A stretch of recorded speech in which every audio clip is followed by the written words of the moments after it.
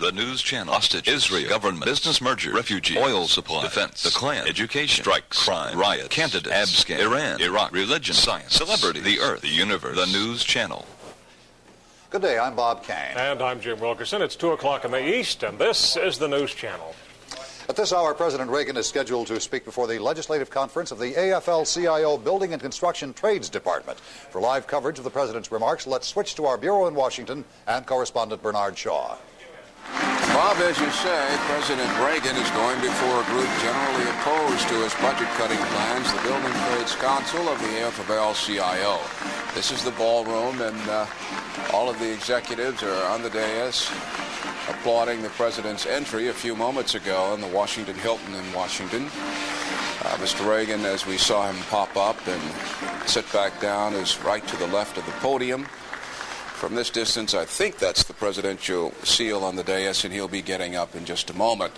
In the weeks following the announcement of his economic package, the president, as you know, has given several speeches trying to justify and explain his plan to reduce federal spending and cut taxes.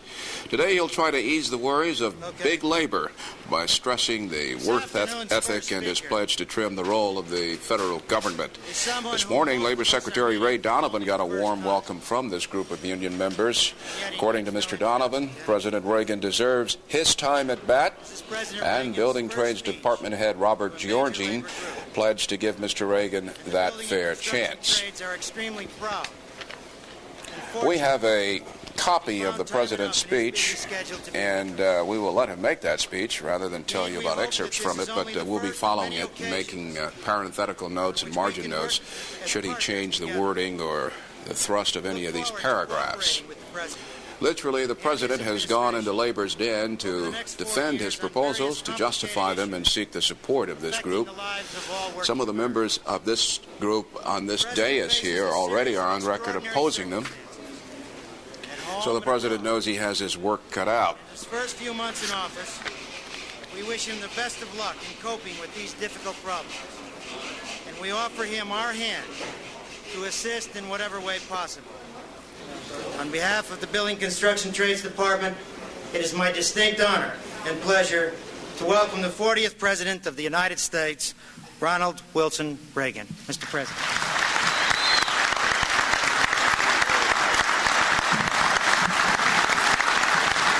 Thank you all. Thank you.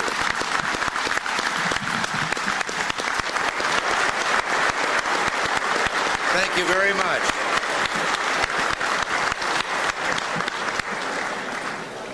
Thank you very much. Mr. President, Reverend clergy, gentlemen here on the dais, and you ladies and gentlemen, there's been a lot of talk in the last several weeks here in Washington about communication, the need to communicate. And I have a story that I haven't told for a long time, but somehow it's been brought back to me since I've been here, about communication and some of the basic rules of communication. It was told to me the first time by Danny Villanueva, who used to place kick for the Los Angeles Rams, and then later became a sports announcer.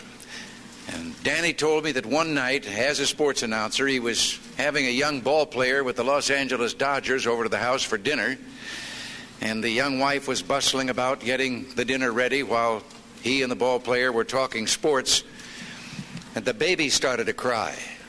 And over her shoulder, the wife said to her husband, "Change the baby." And this young ball player was embarrassed in front of Danny, and he said to his wife, "What do you mean, change the baby? I'm a ball player. That's not my line of work." And she turned around, put her hands on her hips, and she communicated. She said, "Look, Buster, you lay the diaper out like a diamond, you put second base on home plate, put the baby's bottom on the pitcher's mound, hook up first and third, slide home underneath, and if it starts to rain, the game ain't called, you start all over again."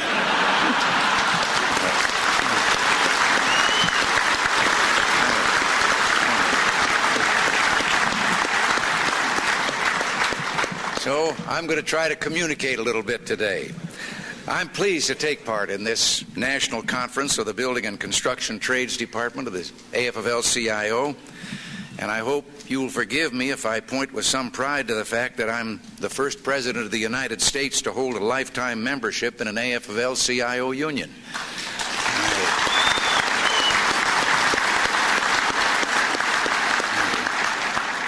And Mr. President, I'm very grateful for your words about cooperation.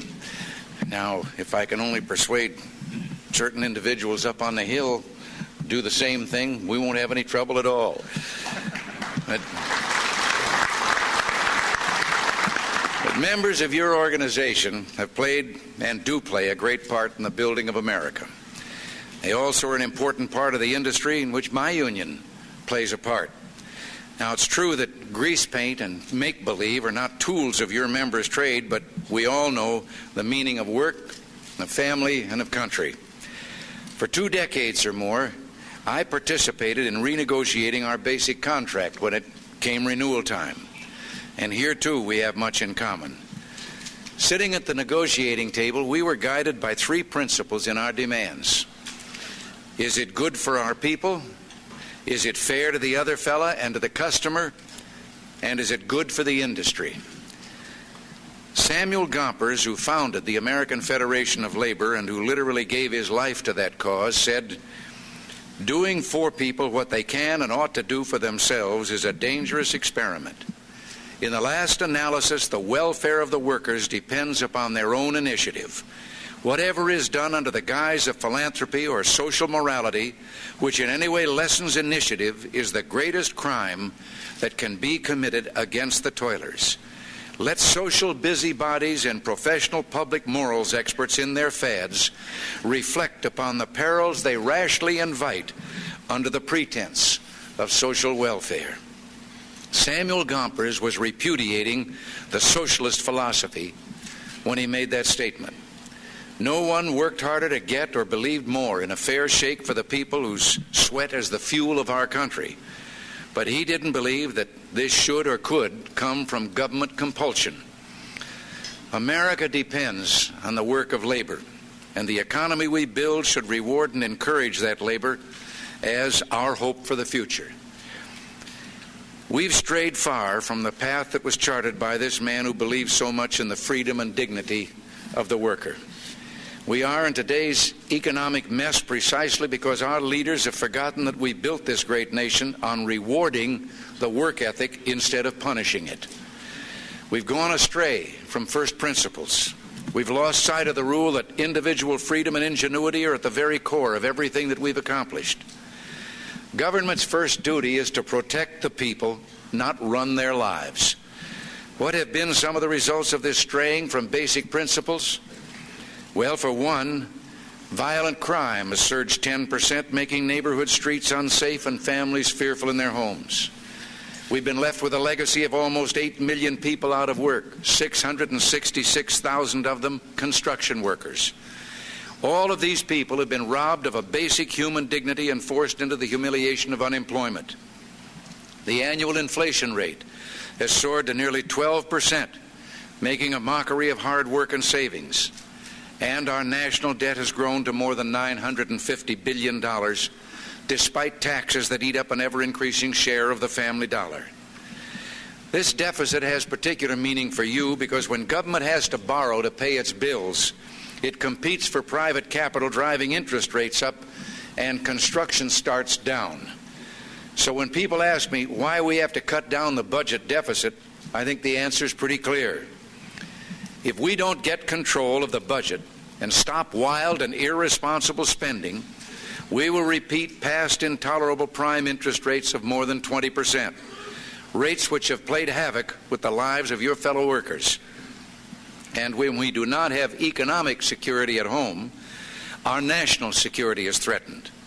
We've let our defense spending fall behind, and our capability to defend ourselves against foreign aggressors is not what it should be.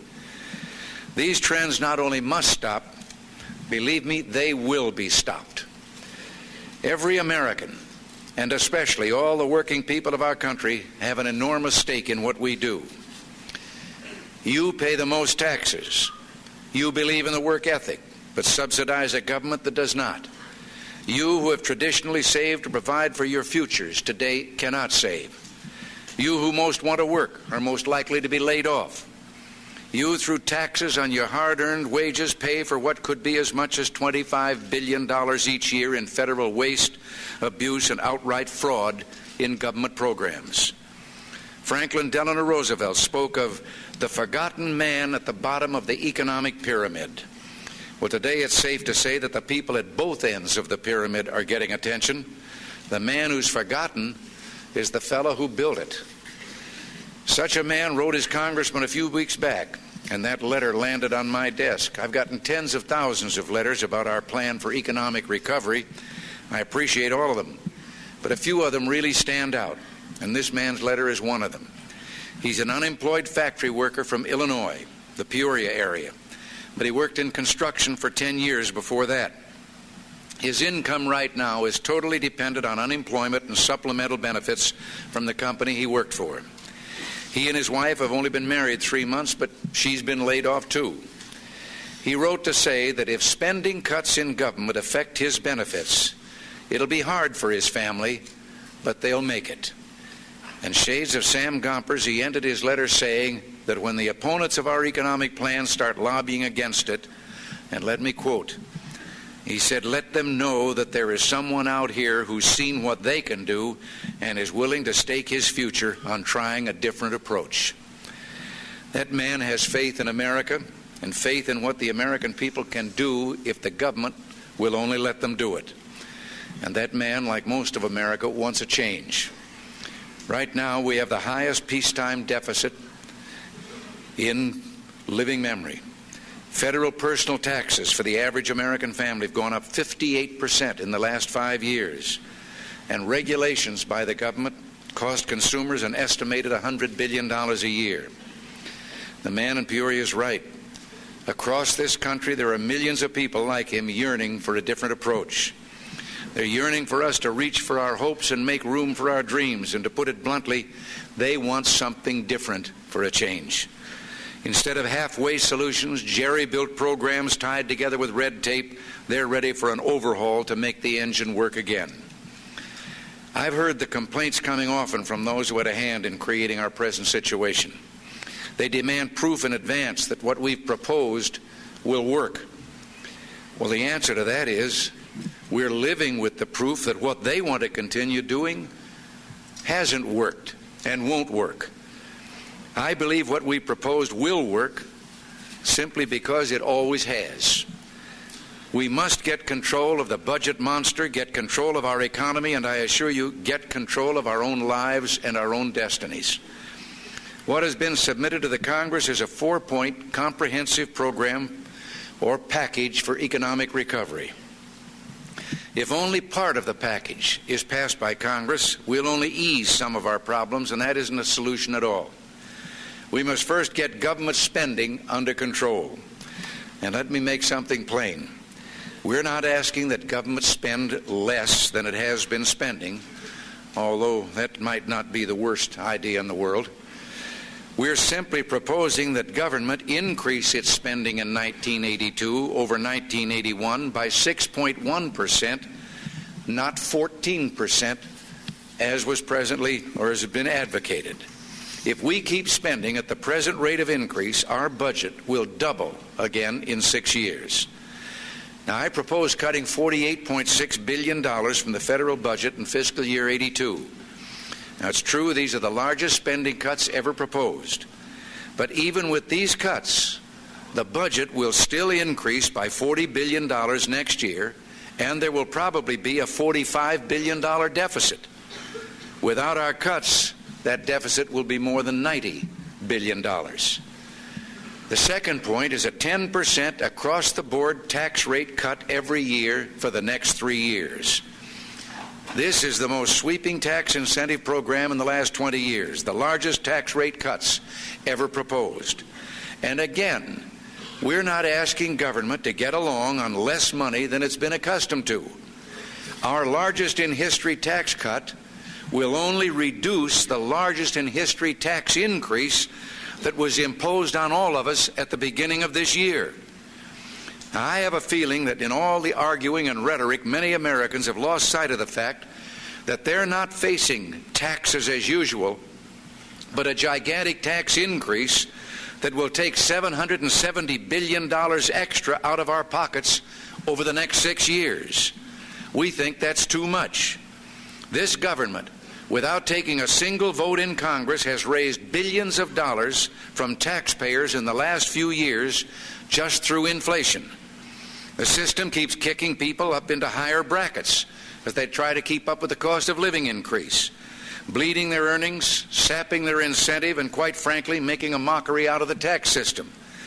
Not too long ago, only 3% of the people who work and earn in this country were in a 30% tax bracket. Today, 33% are in that bracket, and they have no more purchasing power now than they had before when they were in a much lower bracket. There are just too many people in this town who thinks this money belongs to the government. Well, it doesn't. It's your money. It's your sons and daughters' money that they're hoping to use for a new home. It's your parents' money that they need for a decent retirement. And if we do nothing else in this administration, we're going to convince this city that the power, the money, and the responsibility in this country begins and ends with the people and not with some cinder block building in Washington, D.C.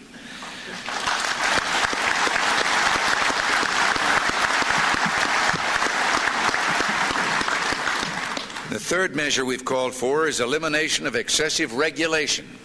Now, I know you have no experience with regulation. Over-regulation affects every industry. But many of you know people who are out of work because of the way it affects yours.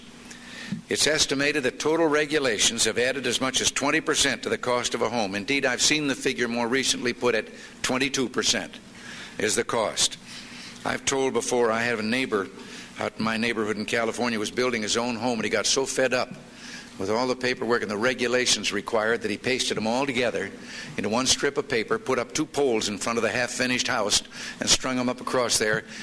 The strip of paper was 250 feet long.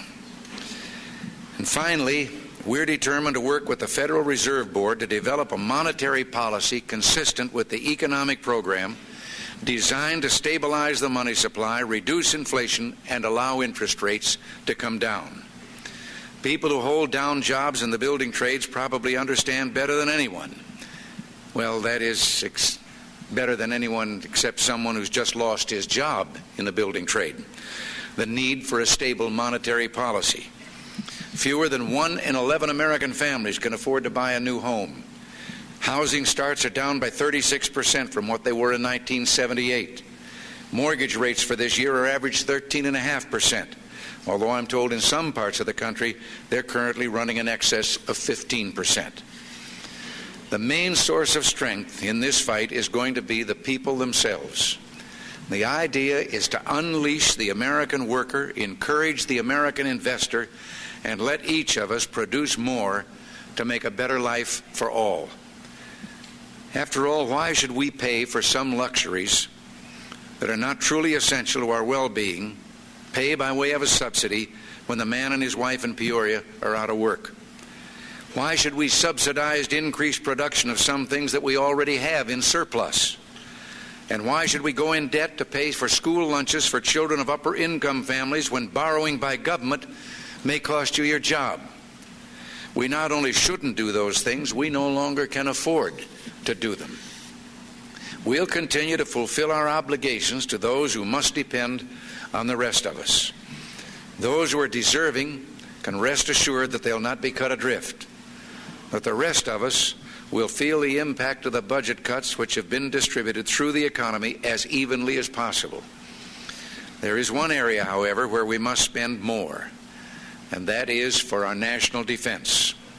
And don't get me wrong, Cap Weinberger, Secretary of Defense, has shown me programs in his department where we can and will realize substantial savings. We'll cut $2.9 billion in next year's budget alone, and the cuts will accumulate to more than $28 billion by 1986 in the Defense Department. But those savings will be applied to the necessary things we must do, thus reducing the amount of additional spending that we'll need. Since 1970, the Soviet Union has undergone a massive military buildup, far outstripping any need for defense. They've spent $300 billion more than we have for military forces, resulting in a significant numerical advantage in strategic nuclear delivery systems, tactical aircraft, submarines, artillery, and anti-aircraft defense. Now, to allow this defense or this imbalance to continue is a threat to our national security. It's my duty as president and all of our responsibility as citizens to keep this country strong enough to remain free.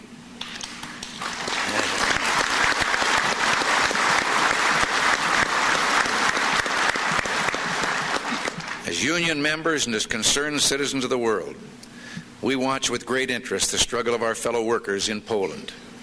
Their courage reminds us not only of the precious liberty that is ours to nourish and protect, but of the spirit in each of us everywhere.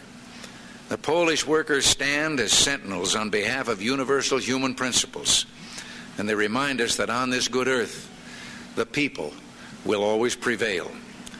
They serve to show us how trust and unity keep alive the very purpose of our existence. And they remind us that man's work is not only directed at providing physical sustenance, but that the toil of men and women everywhere must also have the goal of feeding the spirit of freedom.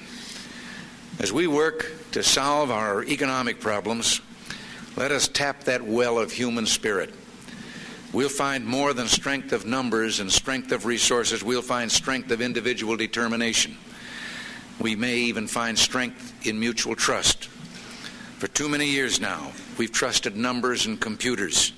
We've trusted balance sheets, organization charts, policies, and systems. We've placed trust in rules, regulations, and government. Government dictates. Well, I think it's about time that we placed trust in ourselves. I'm here today because I salute what you've done for America. In your work, you build. In your personal lives, you sustain the core of family and neighborhood. In your faith, you sustain our religious principles. And with your strong patriotism, you're the bulwark which supports an America second to none in the world.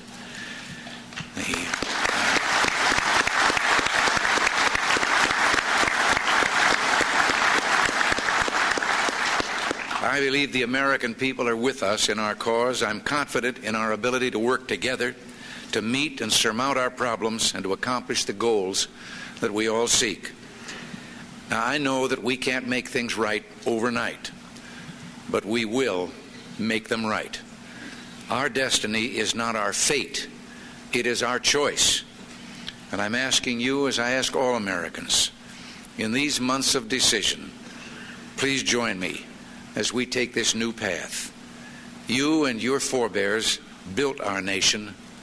Now, please help us rebuild it. And together, we'll make America great again. Thank you very much.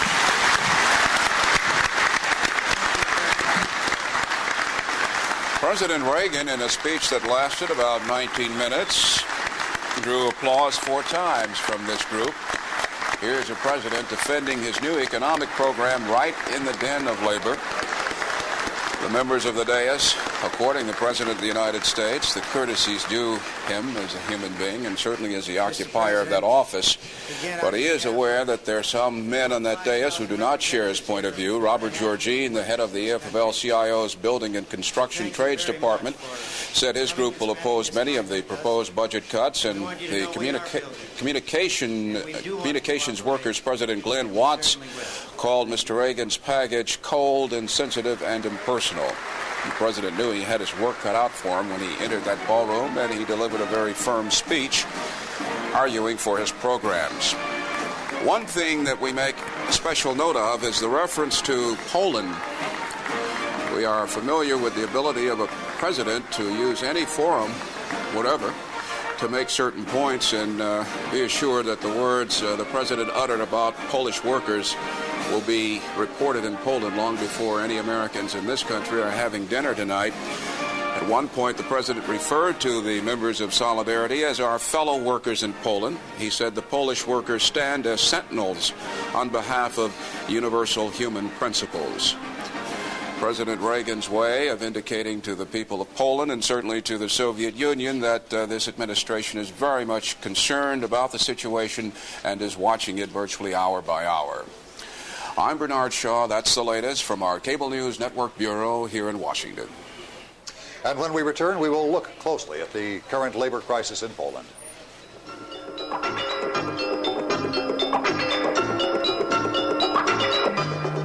Elsa, how about a piece of my wife's cherry pie? Mr. White, I haven't eaten cherry pie since I got dentures. Oh? Cherry stained my dentures. Discover extra strength Efferdent. Extra strength? Removes even stubborn stains between teeth. This denture material's covered with baked-on cherry stain, but Efferdent has 5 powerful cleaning ingredients to remove that tough cherry stain. Clean, even in between. Well, I'll take the Efferdent and the pie. Efferdent removes even stubborn stains between teeth in minutes. Something smells mighty good in there. Mary, home cooking? Got the whole family together. Well, I've got the family's dessert. Pepperidge Farm fresh frozen layer cake, 3 layers high, with fluffy smooth icing, about as moist as cake can be. Wow, Mom, cake too? Good home cooking deserves layer cake that's old-fashioned good, 'cause Pepperidge Farm remembers.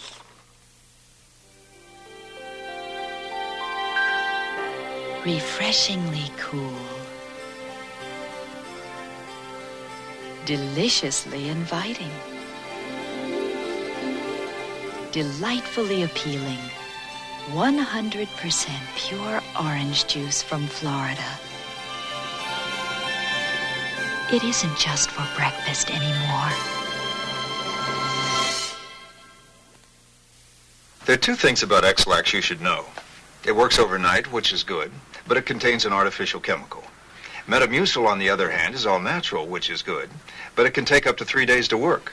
So where do you turn for fast relief and natural active ingredients? To New Nature's Remedy Laxative. Nature's Remedy has only natural active ingredients, and it gently relieves your constipation overnight. New Nature's Remedy. The gentleness you want, the speed you need. The general strike threatened for tomorrow in Poland has been suspended. The Polish PAP news agency says Solidarity's National Commission will meet tomorrow to decide whether to call off the strike indefinitely. An agreement appears to have been reached between government representatives and union officials meeting today in Warsaw, but no details are available. Earlier today, union negotiators had pushed back the time for the final strike decision by 5 hours to allow bargaining to continue. The strike was called to protest violent police beatings of union activists. The threatened strike had put the nation in its worst crisis since the widespread walkouts last summer and had increased the possibility of Soviet military intervention in Poland. In his weekly address to St. Peter's Square, Pope John Paul II warned against any kind of intervention in the affairs of Poland. The Pontiff said that the Polish people have the right to overcome their own problems and are able to do so. The Pope did not mention the Soviet Union by name, but he warned that any intervention in Poland would violate the 1975 Helsinki Accords. The Pope's message came one day after he sent a letter to a Polish cardinal asking Solidarity to show patience and perseverance in their negotiations with the government. Hijackers holding an Indonesian airliner in Bangkok let a deadline for meeting their demands pass this morning without incident. The 6 gunmen had originally demanded $1.5 million ransom and the release of 84 political prisoners by 9 a.m. Eastern Time. Later, the hijackers said they only wanted a response to their demands at that time. Thai commandos have surrounded the plane. They vow the seizure will end today by whatever means necessary. Their words. One of the hostages on board yesterday escaped unnoticed through a rear emergency exit on the plane. But then hours later, the hijackers shot 2 of the other hostages, one of them an American. They are reported now in stable condition. Indonesia has agreed to part of the demands by the hijackers. Thai officials say Indonesia agreed to release 53 political prisoners moments before this morning's deadline passed. There has been no response reported from the hijackers, who still hold about 50 hostages. A 2-week trade meeting between China and the European Economic Community opened today in Brussels. Chinese Vice Premier Gu Mu assured the common market countries that cuts in China's external trade are only temporary. CNN's Mark Left has more. After trade relations between the common market and China were established 5 years ago, $2.5 billion worth of goods were bought and sold by the trading partners to each other during the first year alone. That figure has doubled since 1976, and Chinese exports to Europe have been making up a greater and greater proportion of the amount as the years have gone by. The big Chinese exports destined for common market countries are furs, petroleum, tungsten ore, raw silk, and leather, while technical equipment and rolled steel are what make up the bulk of the Europe to China trade. Despite the steady growth, both partners have run into problems recently, both economic and political. Recession in Europe and a shifting of economic targets in Peking have slowed trade somewhat, and China just broke diplomatic relations with Holland, the current president of the EEC Council of Ministers, in a dispute over the proposed sale of Dutch submarines to Taiwan. Although China's total worldwide import bill last year totaled less than the EEC's exports to Switzerland, both parties are keen to improve their trading relationship. China has sent its biggest ever economic delegation to Brussels for a major trade promotion meeting due to last 2 weeks. The 100 Chinese representatives, headed by Vice Premier Gu Mu, are to meet representatives of some 300 European companies and banks. European Commission President Gaston Thorn said at the opening ceremonies that he expected the trade week to provide a strong stimulus to bilateral trade. The enormous economic potential of both sides, he said, had not been used enough so far. Vice Premier Gu said China was determined to maintain its open-door policies, and he said cooperation between China and the EEC was in the fundamental interests of people all over the world. Mark Leff, Cable News Network. China has undergone massive changes over the past 15 years. Those changes are affecting Chinese technology, agriculture, and education.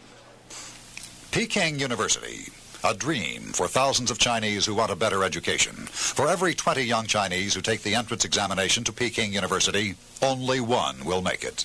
But now for academic merit and not for political protection. The political opening of China to the world has one major obstacle. The Chinese language is extremely difficult. Therefore, the government's proposed solution is for the people to learn other languages. The class struggle has been replaced by the dedication to studies.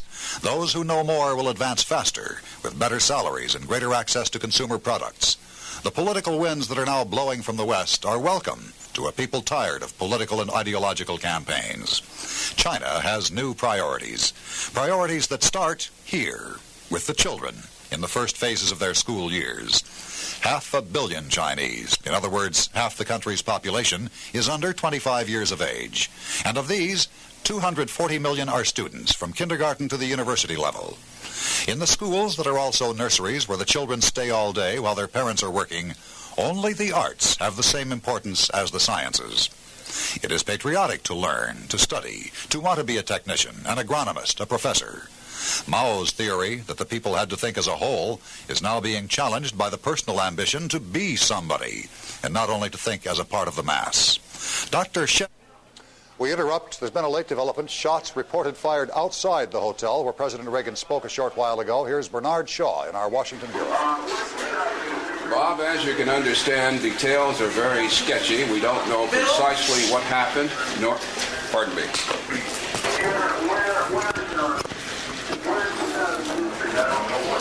Okay, my apology. Details are very sketchy at this moment. We don't know precisely what happened. We don't know the sequence. First of all, the president is safe. We are told that shots were fired at his party as he left the hotel.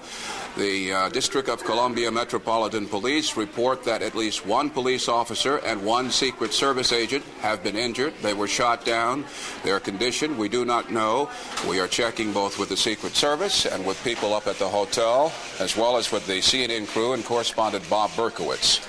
Briefly, we can report that shots were fired as President Reagan left the Washington Hilton Hotel following that address we carried live here on CNN. The president did not appear to be hurt, according to United Press International. Mr. Reagan was pushed inside his waiting presidential limousine by several Secret Servicemen immediately after the shots rang out. They were just to his right and behind him. The shots, according to United Press International, were fired just to the president's right and behind him by an unknown male.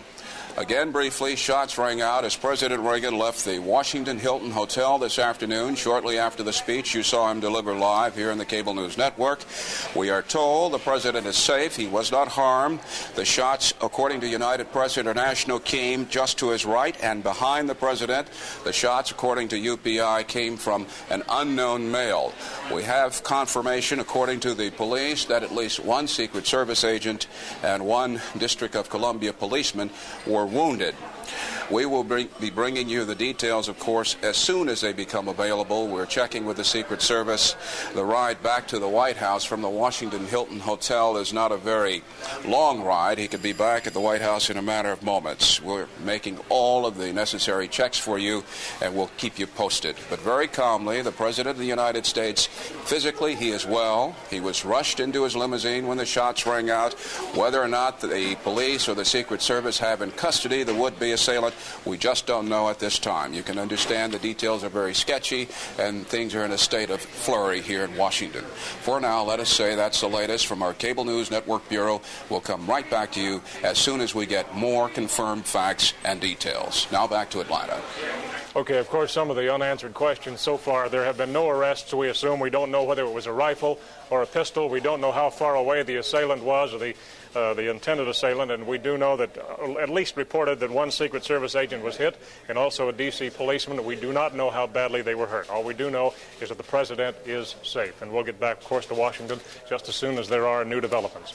Meanwhile, in other news, residents of a small Dutch town are now being evacuated because explosives from World War II have been found buried nearby. CNN's James Alan Miklashevsky has that story. During World War II, the sight and sound of the Germans' V-1 rockets sent Europeans fleeing for their lives.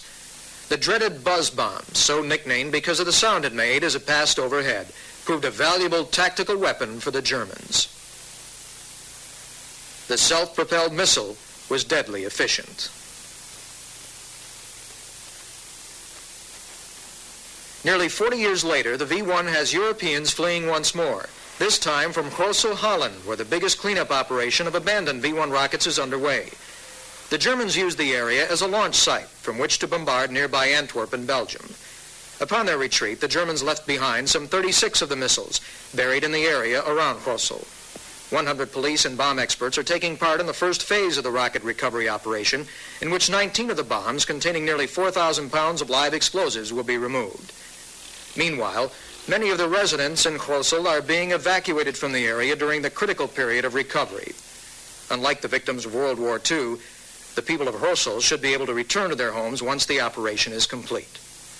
James Alan Miklashevsky, Cable News Network. The two cosmonauts launched into space just over a week ago are reported back on Earth today, safe and sound, according to the Soviet news agency TASS. TASS says the cosmonauts parachuted to a soft landing in the plains of Kazakhstan, about 1,500 miles east-southeast of Moscow. They left behind two other cosmonauts in the orbiting space lab Salyut 6. The two who returned today had gone to the space lab on a research and resupply mission, according to TASS. The National Cattlemen's Association says that supplies of meat and beef are much larger than had been forecast. This means that prices are likely to be lower than expected in those coming months. The group said that the beef production will increase by about 4% in 1981, and that should be good news for consumers.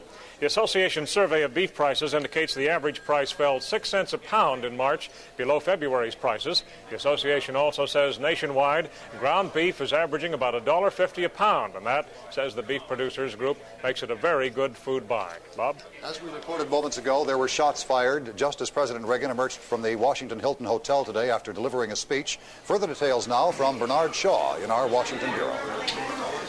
Bob, the situation is still fluid, but first of all, uppermost, the President of the United States physically is well.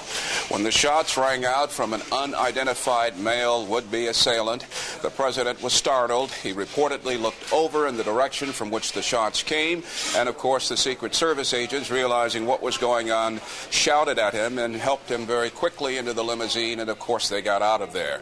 The place was just outside the Washington Hilton Hotel. The President had had delivered that address to the AFL-CIO. There have been some casualties in this shooting incident. We are told that at least one Secret Service agent, one policeman, and now we're told that White House Press Secretary Jim Brady was shot in the head. Those are the basic details as we know them right now. According to this late word, the assailant is identified only as a young white male said to be in police or Secret Service custody. We will try to find out exactly who is holding the alleged assailant.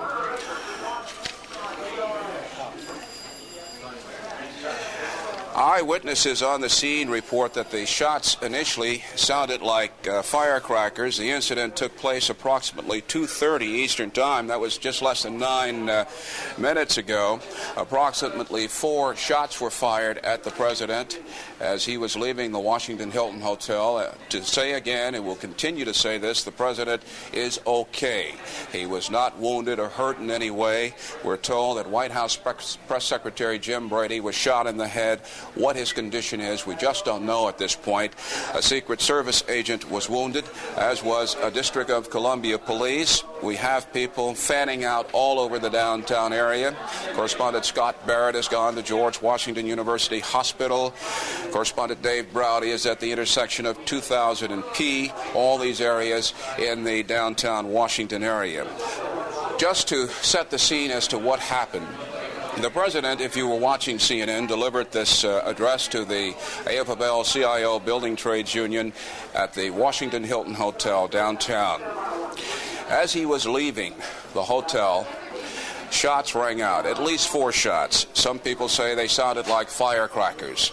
The president glanced over his shoulder, noticed where the shots were firing, then of course he was shoved into his limousine and they took off, presumably for the White House. The casualties, the president incidentally was not injured.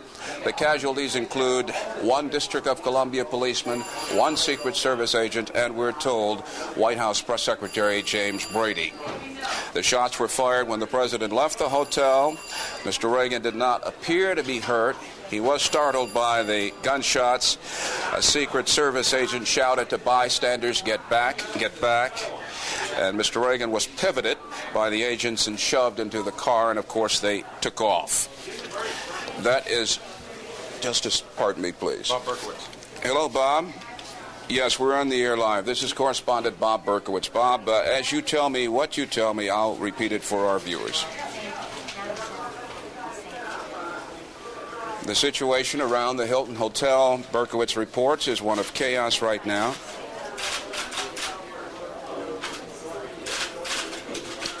David Prospere, White House press spokesman, has told Berkowitz, yes, Bob? Somebody took some shots at the president.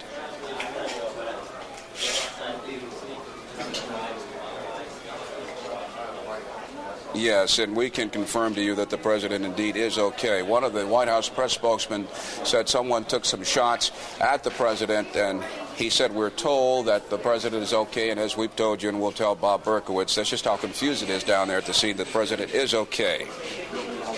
And now the White House says, from the White House, the president was not hit by gunfire. Yes, Bob?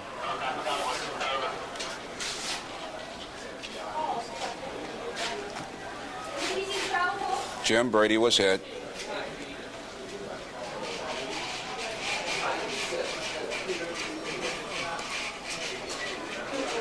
According to one of the press office officials from the White House, is his first name David? David Prospere? Okay, he says that Jim Brady was hit in the head, and according to Prospere, he says it does not look that good. It does not look good for Jim Brady. Do we know which hospital? Right, we were told that a Secret Service agent as well as a policeman had been shot also. I presume, Bob, that the president is back at the White House now.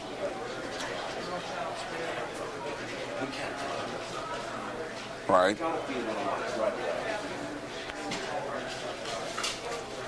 Berkowitz reports that ambulances are pouring in and out of the area around the Hilton Hotel, which is a rather congested area, but of course in this kind of emergency they have priority. Brady, I'm told, Bob, I should tell you, I've just been told in my left ear that Jim Brady is still on the ground at the hotel, which I would infer from that, as you said, that does not look good for him, but I would infer that the wound must be awfully serious if he's not been taken away. I should pass this on to you, Bob Berkowitz. Police officers and Secret Service agents tackled the assailant and pushed him to the ground as the motorcade sped away.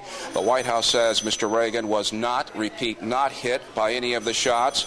There were approximately 4 shots fired, each retort sounding like a firecracker as it exploded from the gun.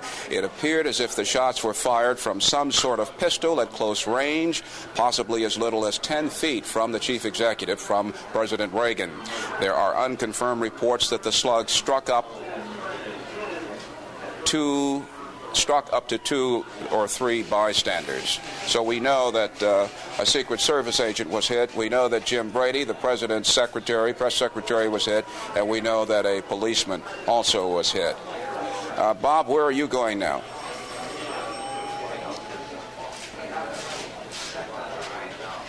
Okay, if you hear anything, please call us right away. Thank you. Our White House correspondent, Bob Berkowitz, at the scene to sum up what he's just told, and we've passed on to you. The scene, of course, is one of confusion because of what has happened. Again, the President of the United States is okay. We guess that he is back at the White House. The White House put out a statement saying that the President was not hurt. However, Press Secretary James Brady, according to our man there at the scene, Bob Berkowitz, Jim Brady, still on the ground being tended to by emergency medical crews. A Secret Service agent was hit by one of the shots, as was a District of Columbia policeman. All of this erupted as President Reagan was leaving the Washington Hilton Hotel. He had finished his address and the shots rang out approximately 2:30 this afternoon. Mr. Reagan had just walked out of the building on the Florida Avenue side of the hotel. I know the hotel. I used to live in the neighborhood just a block and a half from the hotel. The assailant was waiting to Mr. Reagan's left and behind the president.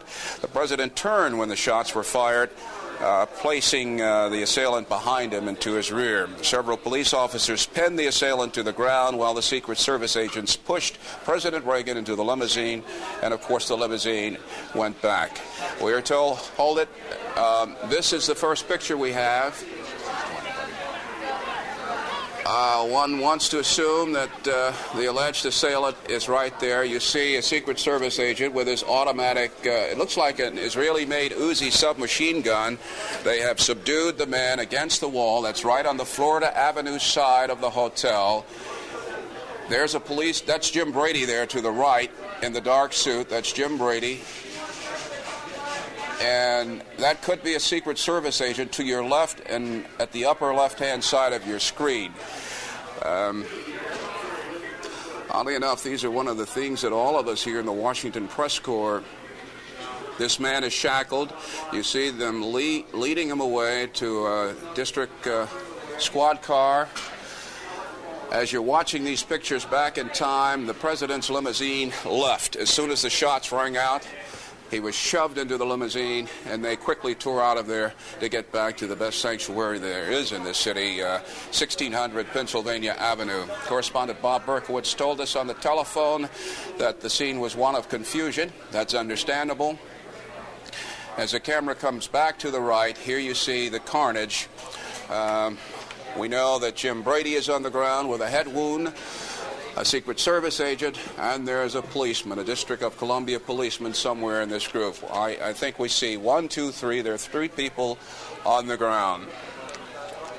And my guess is that that's Jim Brady. It is Jim Brady. That's Jim Brady being tended to. It looks like he was shot right over the left eye or somewhere on the left side of the temple.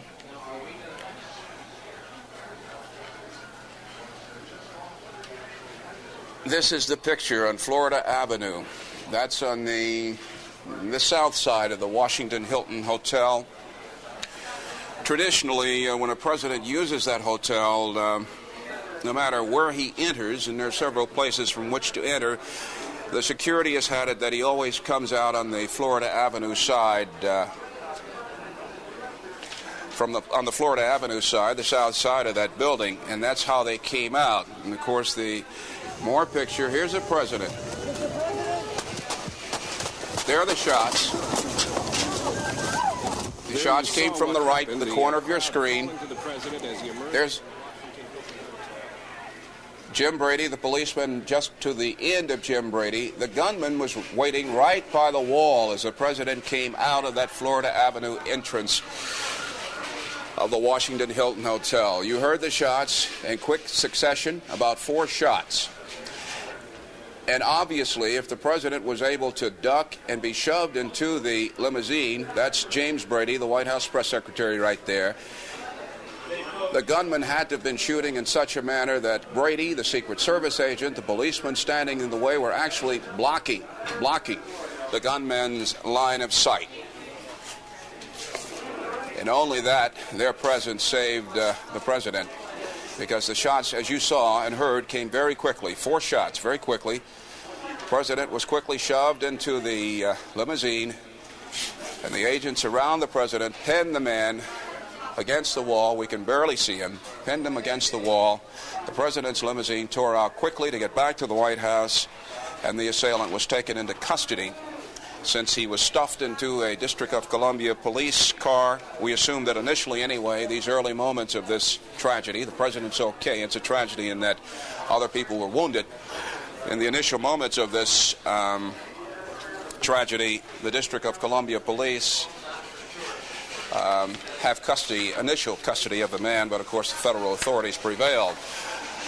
Bill Hensel, our desk assignment editor, just hands me a note that correspondent Scott Barrett reporting from George Washington University Hospital that the First Lady, Nancy Reagan, has just arrived at GWU Hospital. As we say, the president is okay, but of course, if he's back at the White House, he's certainly concerned about the carnage that lay on the street and the sidewalks back there.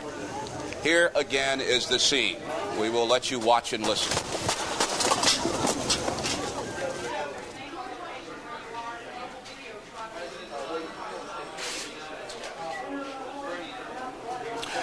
You saw a man running at the top of your picture with a briefcase. I don't know, the president has very key people around him when he's in public. Okay, now we are told that President Reagan has gone to George Washington University Hospital, where Jim Brady has been taken. That was Jim Brady earlier as he lay wounded on the sidewalk at the Florida Avenue entrance of the Washington Hilton Hotel, where the shots rang out, 4 shots, following the president's rather successful speech to the AFL-CIO, and that he had a chance to state his economic policies. This was the scene just a short while ago, less than a half hour ago. Brady on the ground, Secret Service agent on the ground, and in the middle of that frantic scene you see against the wall is the alleged assailant.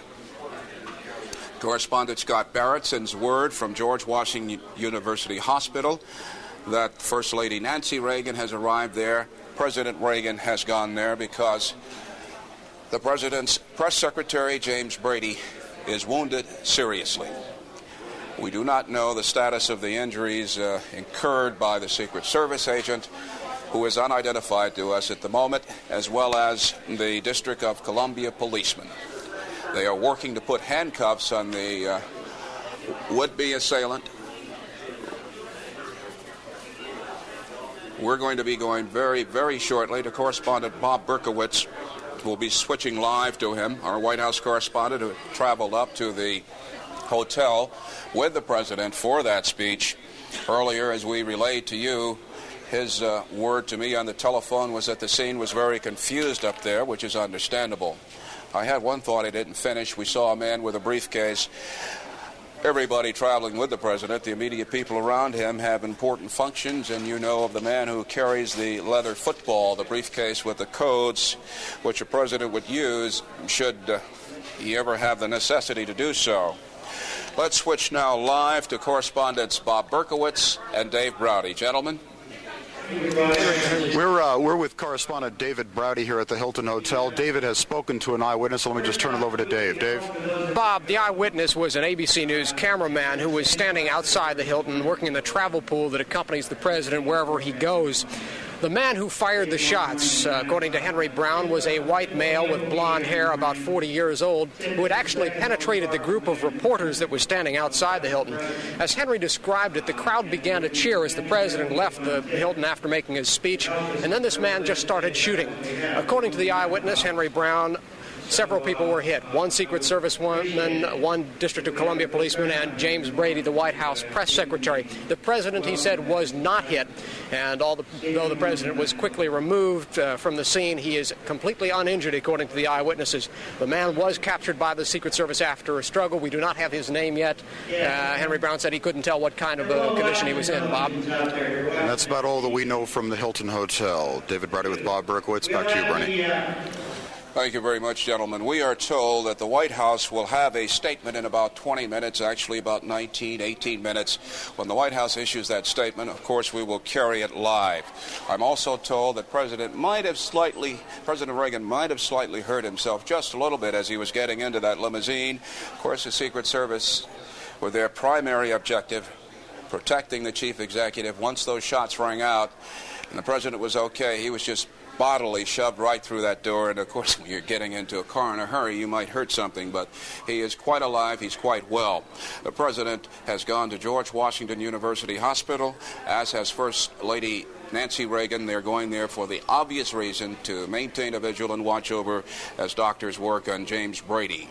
As we saw him on the sidewalk a few moments ago on the videotape we have replayed, it appeared that Jim Brady sustained a wound on the left side of his face, because that was the side of his face touching the sidewalk. We do not know the names nor the conditions of the Secret Service agent and the District of Columbia policeman who also were shot. If you're just tuning in, President Reagan had concluded an address which was carried live by the cable news network starting at about 2:05. We finished the speech, and as the president was leaving the Florida Avenue, or the south side entrance of the Washington Hilton Hotel, 4 shots rang out, and the shots came from less than 12 feet near the president.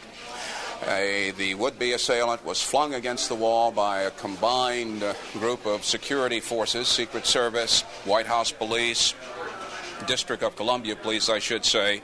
The man was subdued. The 4 shots just went in the president's direction.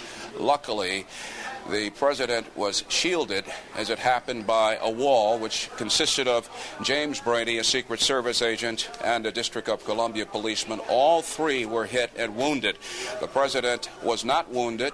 He ducked, as you saw in the picture, and then he was bodily shoved into the back of his limousine. It sped off, and the authorities subdued the alleged assailant. We do not have an identity on him yet. James Brady eventually was taken by emergency ambulance to George Washington University Hospital. I can assume, I believe, I can't assume, but possibly, quite possibly, the Secret Service agent and the policeman also were taken there. The President and Mrs. Reagan have gone to the hospital to maintain a vigil. More information on this incident here in Washington. This is from United Press International. The assailant was a young white blonde male, and he was shoved into a District of Columbia squad car shortly after the incident. We saw that. Ambulances sped to the scene to take Brady to the hospital. Apparently, Brady was struck in the head, blood pouring profusely from the wound. The severity of his wounds was not immediately known. We told you that when the president left the hotel, that's when the shots rang out. Brady was just a step or 2 behind Mr. Reagan as the presidential party was leaving the hotel. Mr. Reagan went to the hospital, George Washington University Hospital, where Jim Brady was taken. Larry Speaks, a deputy White House press secretary, passing on word. Here is further word from our people here who are working frantically to bring the latest information.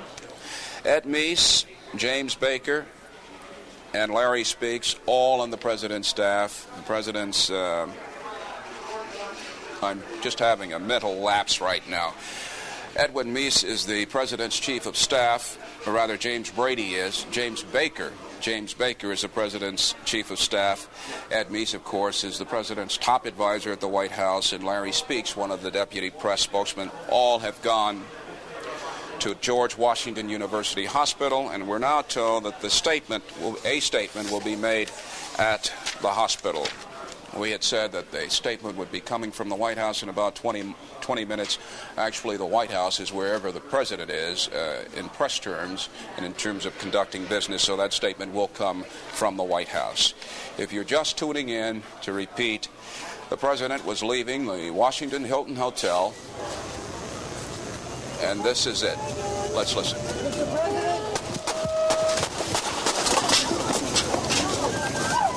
There you saw what happened, the crowd calling to the president as he emerged from the Washington Hilton. Okay, that is the picture as it occurred less than a half hour ago. In the instant pandemonium, you saw the president, when he heard the shots, he too ducked. And then, of course, the Secret Service agents swung into action, shoved the president into the limousine, and they took off.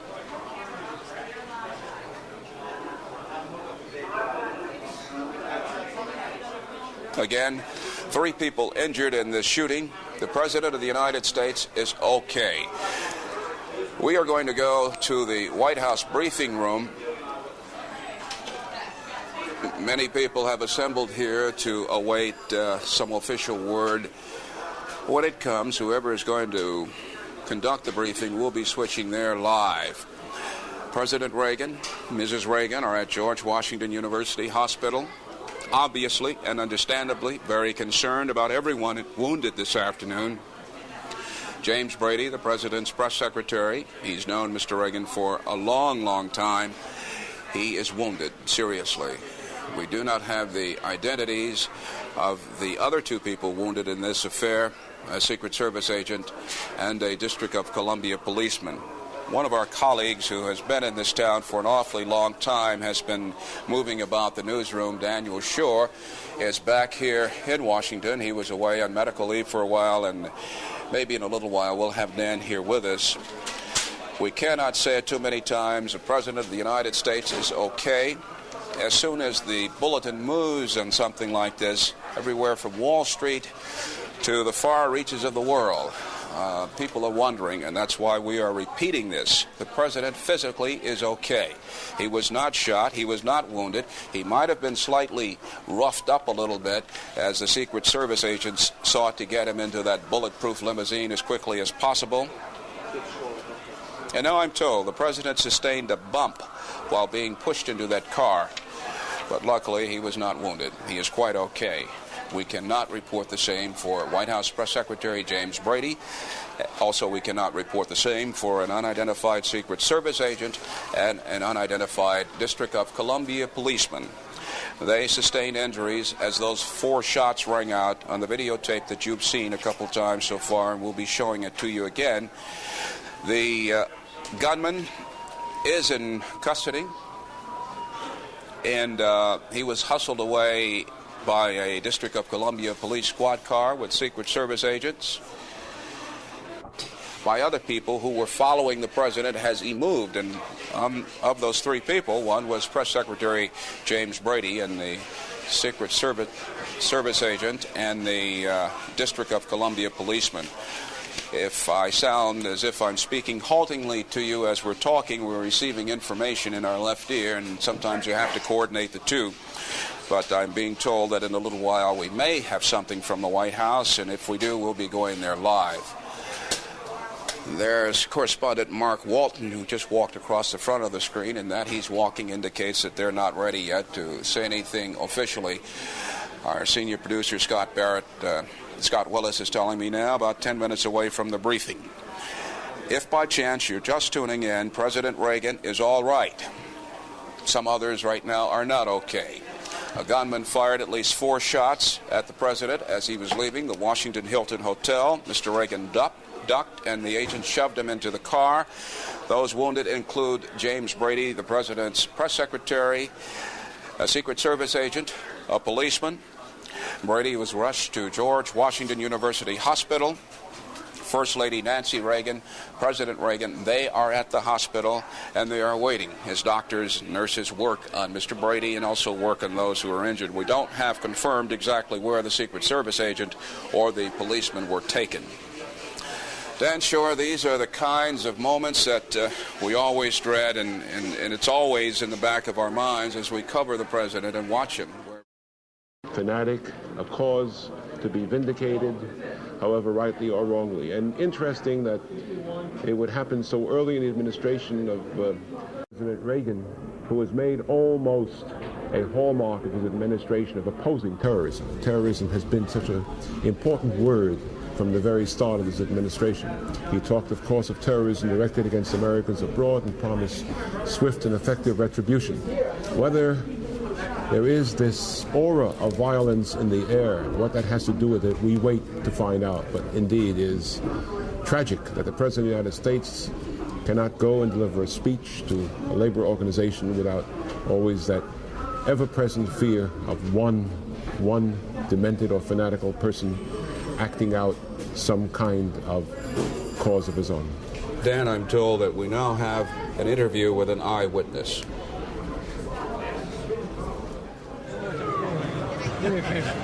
People cheered. Correspondent Dave Browdy interviewed this. As you got to the cameraman, 4 to 5 shots going on. And I saw Brady going down, Secret Service agents going down, a police officer going down. And as I saw them going down, I was going down. And I turned in the direction of the sound. And there was a man with a gun, a white male with blonde hair. And he was still firing. The agents were still wrestling with him. He looked pretty close to 29 in his late 20s or early 30s. About 10 feet away from Reagan. About 4 to 5 shots. And he missed all. He was hitting agents and police officers, and he was in the line of fire at Reagan. Did you see him after the shooting? I thought about maybe the last shot. Yeah. No. I heard 4 to 5 shots, and they all came from the same direction. Henry, was he up top or was he standing down below? He was 2 people. He was like the next camera person position over from me. He was penetrated in the press line. Henry, just tell us, go through it again. Just tell us what you saw and where the guy was. Henry.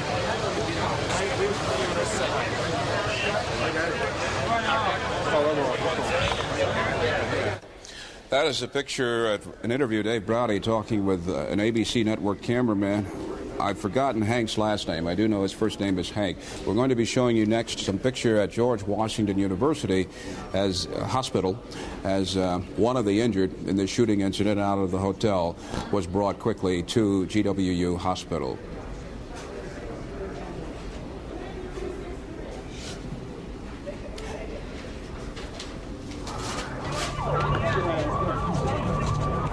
It's a very quick ride from the Washington Hilton Hotel area.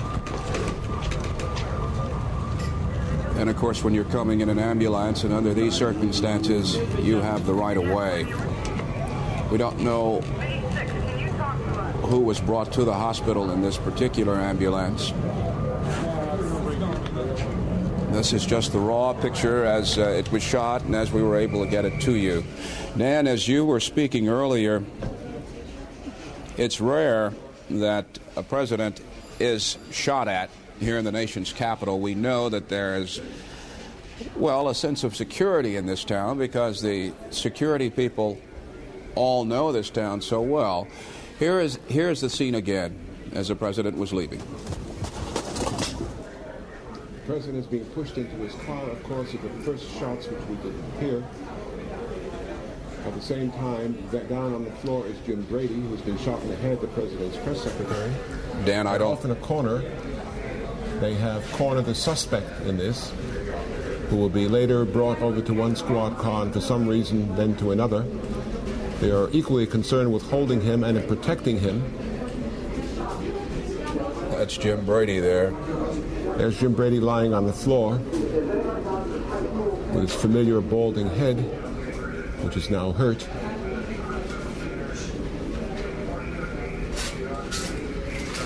And it seems to be only a few feet away that there are clustered the police who are holding on to the suspect in the case. That was a Secret Service agent there in the gray suit. I was about to say, security officials feel rather comfortable about protecting the president here in Washington. This is the ambulance, Dan, picture that was shot just outside George Washington University Hospital. President and Mrs. Reagan are there. Press Secretary James Brady had been rushed there. Barrett reports the president was shot once in the left chest. Who does? Scott Barrett reported the president has been shot once in the left chest from the hospital. Correspondent Scott Barrett, you may have heard that, sends word from the hospital that the president was shot in the left chest. Is that correct? Just a moment. Things are in a state of confusion, so please stay with us. We want to be certain that our information is correct. And I can hear the word coming over our two-way radio, Dan, but I'll wait for somebody in the back room to come up here and tell us. We had been reporting to you that the president was not injured. In fact, the White House has said the president was not hurt, but now we're getting some other word, and we have our man at the scene. I'm just going to pause here for a moment because we don't want to misreport. Okay, just a second, pardon me. Okay. While we are waiting, just to tie down once and for all that, we're going to be... Can we hold for just a moment?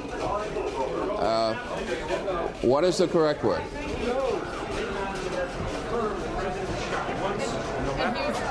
He's in stable condition yet. He's not in surgery yet. He's conscious.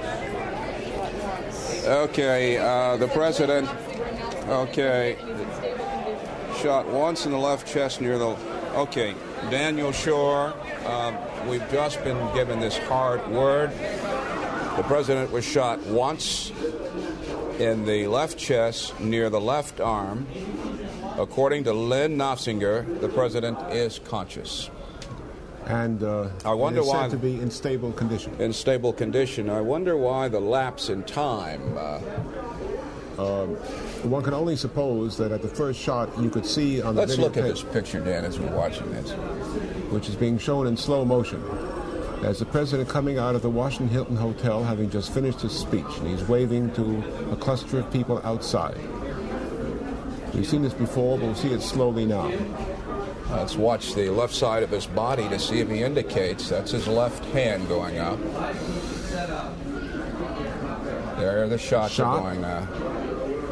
And the president is simply shoved into the car. Whether or not he's been shot, I don't think it would have mattered at that point to the Secret Service, to whom it is SOP standard procedure that at the first shot, what you must do is see to the protection of the president. At that point, I would imagine that nobody had any idea if he was shot or not. They wanted to get him into the protection of the car. Why it was that later the White House said that the president had been unhurt and unharmed, I don't know, because within a few minutes somebody must have known, and the president's limousine has radio contact. There we see it again. Now, when he gets to the limousine, let's just watch just before his head goes in and see if there's any facial expression or anything to indicate. Just as we see his head near the door, let's watch to see if there's even the slightest indication that he was nicked.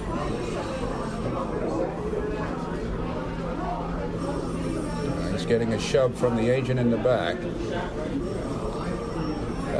His face reveals no outward sign of watch having... the head just a little bit when it gets past that gap there, past the window.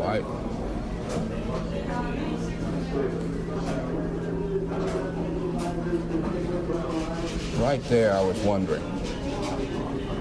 Did you see the head tilt to the left? It's hard to tell. Yes, Bernie, but it is very hard to tell because so much of his reaction is a reaction to simply the physical pressure that's behind him. It must also be said, and it's turned out to be in other cases of shootings, that sometimes in the midst of excitement of that sort that there is a delayed reaction and that the president himself may not have been immediately aware that almost simultaneously with the shot you got the measures taken to see to his protection.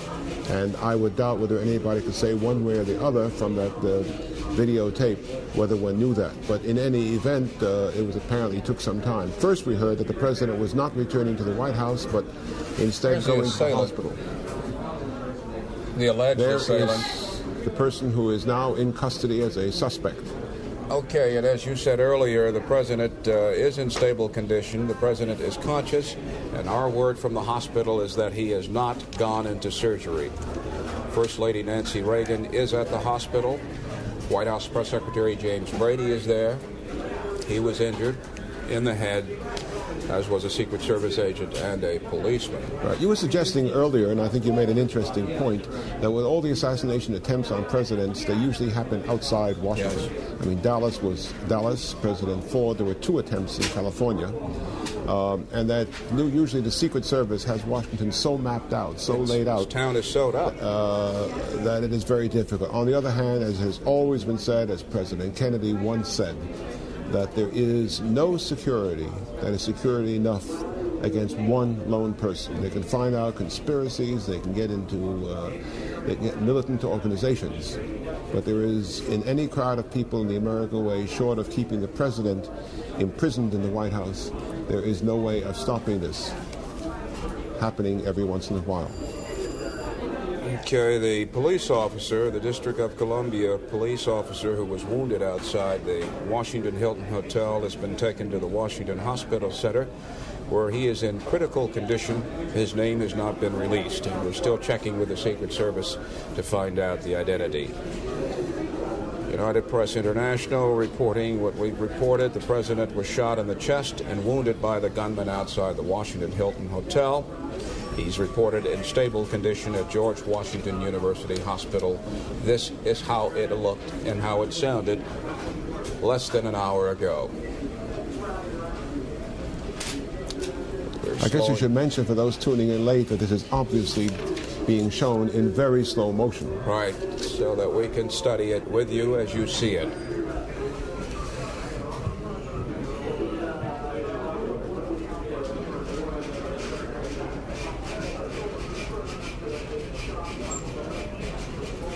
Notice how the Secret Service agents, one of whom you can see immediately in the foreground, another of them to the right of the president, as usual, look out over the crowd. They don't look at the president. It is their job to look for suspected motions, to look for what appear to be unusual signs of people moving their hands into and out of their pockets. And yet with all of this very careful drill, which over the years the Secret Service people have been trained in, one more time there was one more person who managed to get close to the president with a gun in his hand. And this police officer on the left side of our screen, he will be among those ducking when the shots ring out. If I understood an interview earlier with that cameraman, I thought he said that someone had penetrated the ranks of the cameramen who were taking pictures as the president was leaving. That's very unusual. All of them shots. Everyone who's close to the president and the press corps has been cleared by the Secret Service and usually carries identification. And especially in this case where the ABC was the so-called travel pool that is representing all the networks, there should have been few enough of them and familiar enough so that the Secret Service should have known every person standing outside and taking pictures. Well, what do you say? No one's perfect? And, of course, we all carry special White House credentials to identify ourselves. Here the president is getting that shove from the agent who has his hands on the president's shoulder blades, getting him down as quickly as possible. This is presumably a wounded president, but they don't know it, whom they're pushing into the car. No, not until they pulled away did they realize it, apparently. And maybe later. I don't know what. Dan, of course, the experts are going to study this tape, this documentation, but it seems to me that just as the president's head clears that gap there from the back of the window to the side of the limousine, I see the president's head going to the left. Well, I couldn't argue with you. Well, no, but we'll find out for sure. President Reagan was shot in the chest by that gunman outside the Washington Hilton Hotel this afternoon. He's reported conscious and in stable condition at George Washington University Hospital. The gunman firing at close range also wounded White House Press Secretary James Brady in the head before being wrestled to the ground by the police. Let's switch now live to the White House briefing room and correspondent Mark Walton. Mark? The White House has confirmed now, just in the last few minutes, that President Reagan has indeed been shot. His condition is listed as stable, which we understand means all his vital signs are normal and that he is in good condition. He was wounded in the left chest, we are told. Now, you'll know that earlier we were told that the president was not shot, that he had not been hit, that he had gone to the hospital to see his press secretary, Jim Brady, who it was confirmed earlier had been shot. But it turns out now, in the last couple of minutes, that the White House has confirmed that President Reagan has been shot. Apparently, he is in good condition. Stable condition are the official words. This is Mark Walton, Cable News Network at the White House. This is the picture again. I'm still intrigued by what I think I see as the president's head. In just a second, we'll clear that space between the end of the window and the side of the car.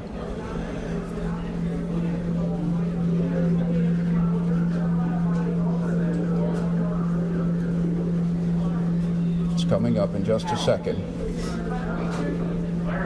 Right there. It seems to me that he ducked again as if struck by something. I have no way of knowing. Well, I don't think you're suggesting that he was struck at that point. That's my impression. I guess we'll have to find that out. I would assume that by that time, we don't know how many shots were fired. Yeah. We don't, and I guess it's idle for us to speculate. One of the things I'm waiting to find out as they go over this is how many shots in all were fired and in what space of time. Because right after that, the president was, not so gently, but for his own benefit, shoved into the car. We then saw very soon thereafter the suspect already in custody. Yes. So I don't know. I think it should be added that no one is dead. No one is dead. There are no fatalities. Jim Brady appeared to be the most seriously hurt of all of them, but he's alive. We don't know his condition exactly, but we have been told, in case anybody suspects otherwise, that all of those who were injured, that is to say, the president, as we now know, Jim Brady, his press secretary, his Secret Service agent, and the District of Columbia police officer, all injured, and no one is dead.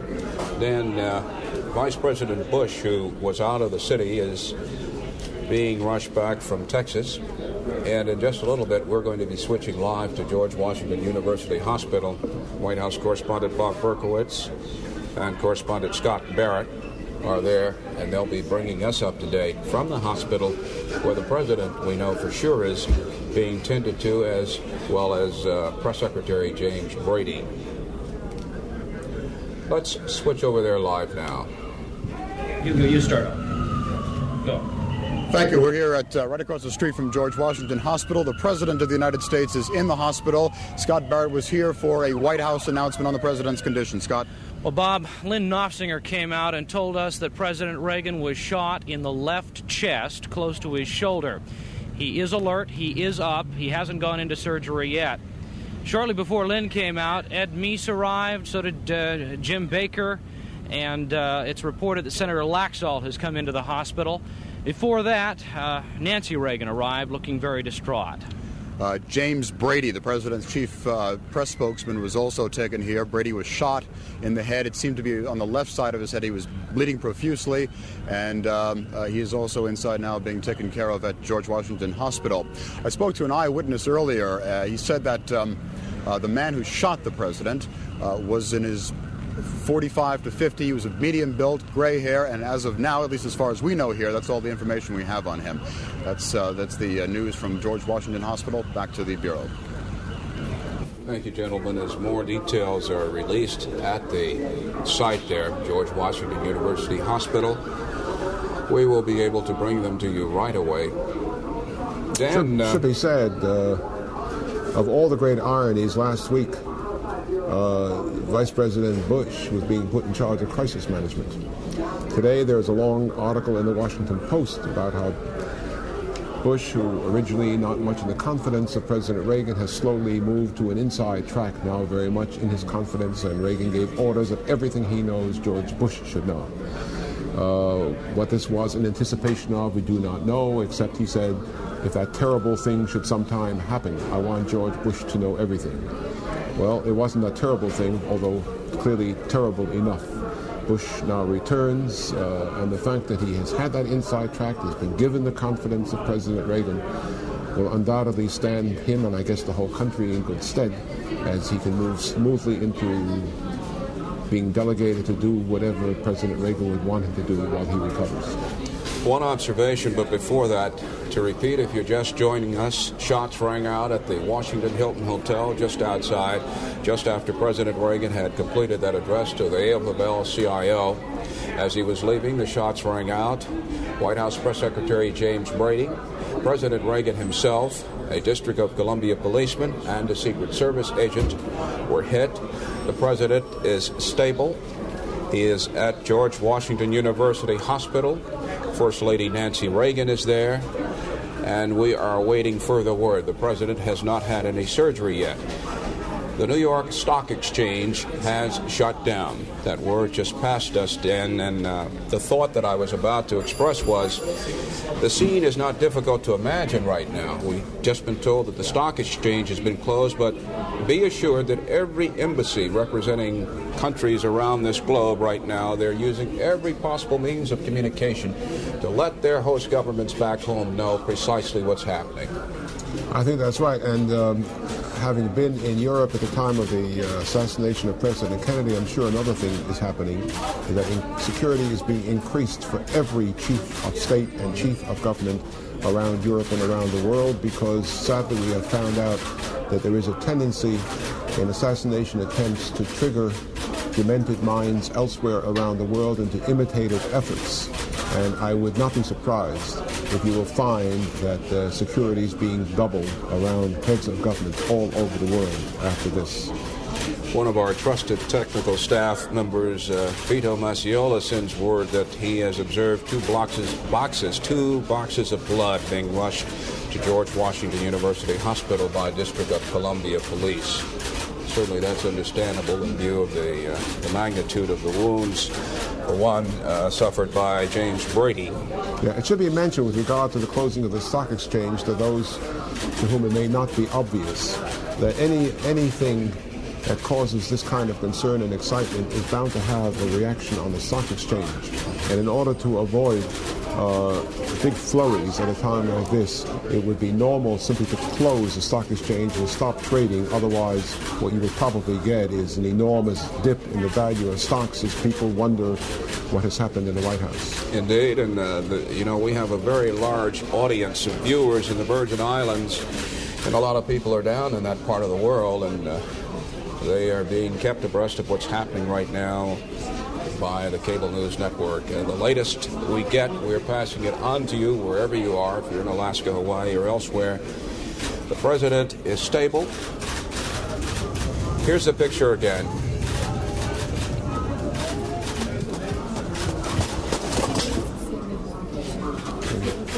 Reagan walked into the hospital under his own power.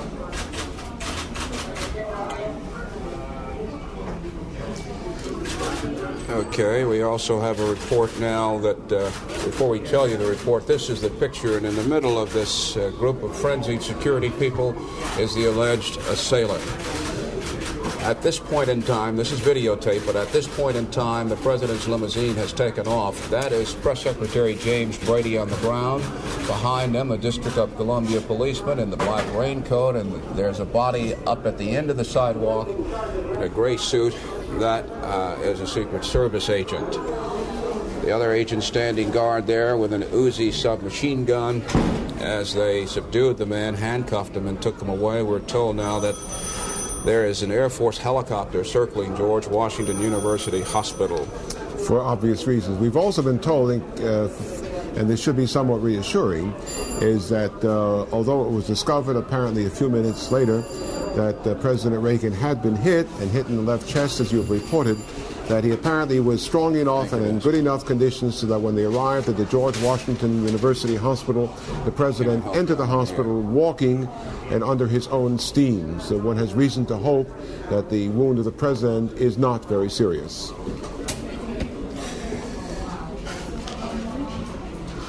This was the frenzied scene. We'll be seeing this again and again.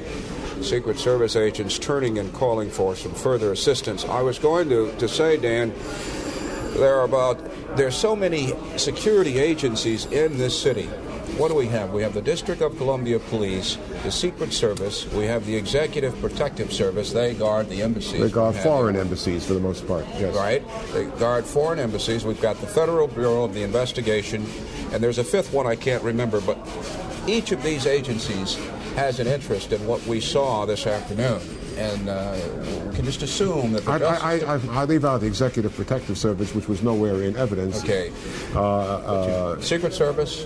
And I'm afraid you have to leave out the FBI does not have, as we found out in the long Warren Commission investigation, the FBI has no responsibility for the physical protection of the president. The FBI may have some responsibility for counterintelligence and knowing what kind of people would do that kind of thing, but I don't think we should conduct an inquest now of what agency was responsible. The president is protected by the Secret Service. On an occasion when he appears in Washington, the District of Columbia Police would also be on hand.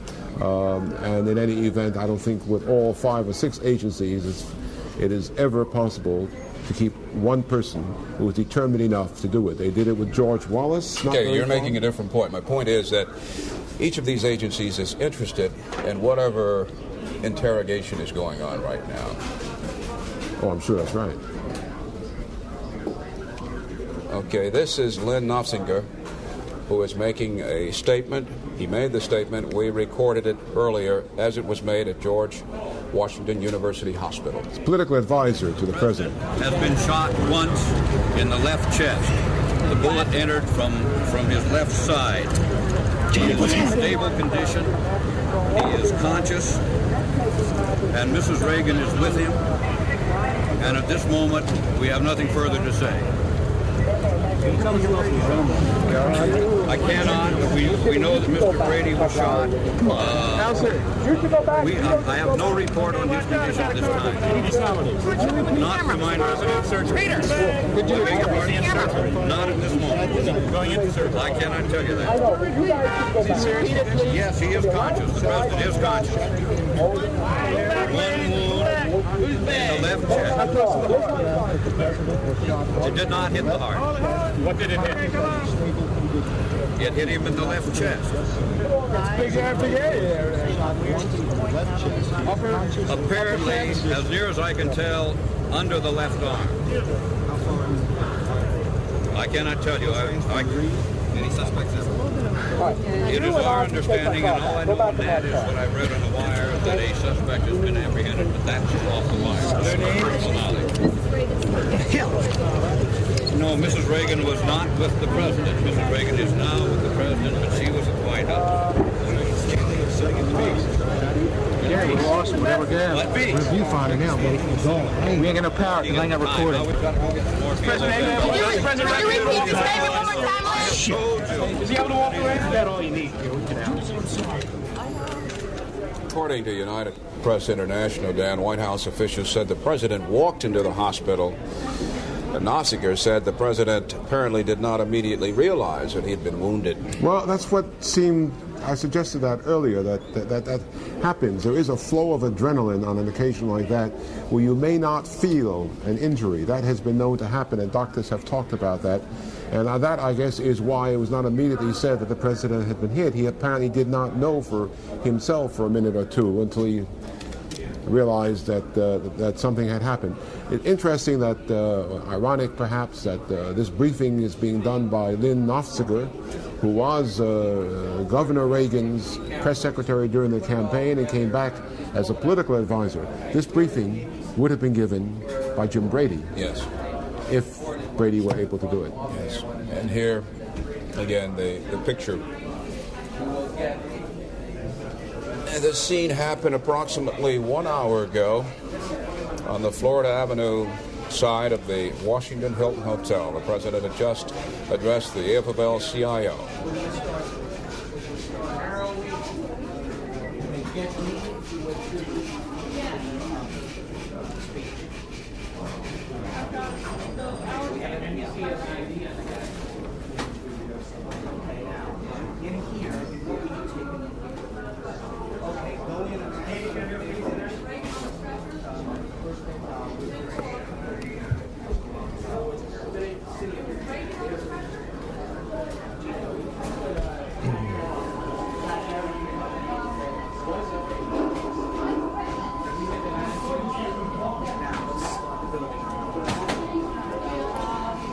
And that is how it looked. The president being shoved into the limousine once the report from the gun was heard. Several shots rang out. Then Senator Edward Kennedy was on the Senate floor. Upon learning of this incident that we've watched over and over, he issued a statement which we will get to in just a moment. The legs of a Secret Service agent there reacting to being shot. The White House Press Secretary Jim Brady was in the foreground, and there was a District of Columbia policeman directly behind him. First Lady Nancy Reagan was not with the president when this happened, but she rushed to the hospital to be at his side. Vice President George Bush was en route to Texas for a speech. And because of the instant communications, once a word was flashed aboard the plane changed course and, of course, headed back here to Washington. You were going to read Senator Kennedy's statement. Senator Kennedy, once he heard of this incident, issued a statement. He was on the Senate floor. He said, "My family has been touched by violence. All of these good individuals had a common purpose for the good of this country." The good individuals, a reference to the president and his party. Senator Kennedy said, "Violence and hatred have no place. They have no party, no partisanship, no rationality. Violence and hatred are alien to everything this country is about." Shortly thereafter, Senate Majority Leader Howard Baker called the Senate into recess, citing the gravity of the situation here in Washington. Speaking of that, Bernie, while you were reading that statement earlier, I asked Donna Rockwell of our staff to go back and do a little research into previous attempts on the lives of presidents. And it comes out this way. Going back to 1933, when Giuseppe Zangara made an attempt on the life of President Franklin Roosevelt with a pistol in Miami, Florida, and missed. And then in Washington in October 1950, Oscar Colago, Griselio Torricella tried a pistol attack on President Truman, and it was prevented. And finally, November 22nd, 1963, if anybody needs to be reminded, President Kennedy, Lee Harvey Oswald, the assailant in Dallas, Texas, and it worked. And then there were the two attempts on the life of President Ford. There was, first of all, Lynette Squeaky Fromm, September 5th, 1975, in Sacramento, California, who raised a pistol but never got to fire it. And then there was Sarah Jane Moore on September 22nd, 1975. Again, President Ford in San Francisco with a pistol that missed. That is, as far as our research goes, 1975, 6 years ago, was the last attempt on the life of a president. We managed to go for 6 years without that kind of diversion. Then the Secret Service confirms the suspect in custody is identified as John W. Hinckley, Jr., Hinkley. Reportedly, he's 22 years old. He is from Evergreen, Colorado. This is the alleged would-be assailant. The Secret Service is confirming the suspect's identity is that of John W. Hinckley, Jr. He's 22 years old. Authorities say he is from Evergreen, Colorado. We have some other names as well from the United Press International. Let's first say that James Brady, President Reagan's press secretary, was wheeled into a CAT scanning room. That's a sophisticated device to conduct a series of tests at 3:05 this afternoon, which is less than 45 minutes ago, on the first floor of the George Washington University Hospital. It is said here that his head was bandaged and he did not appear to be moving. So apparently at least unconscious. We do not yet know the name of the District of Columbia police officer, his name not immediately released. However, the wounded Secret Service man has now been tentatively identified as Timothy J. McCarthy. Dan, in a little while, not just yet, but we're standing by to go to the White House. Should there be information, we will be switching there.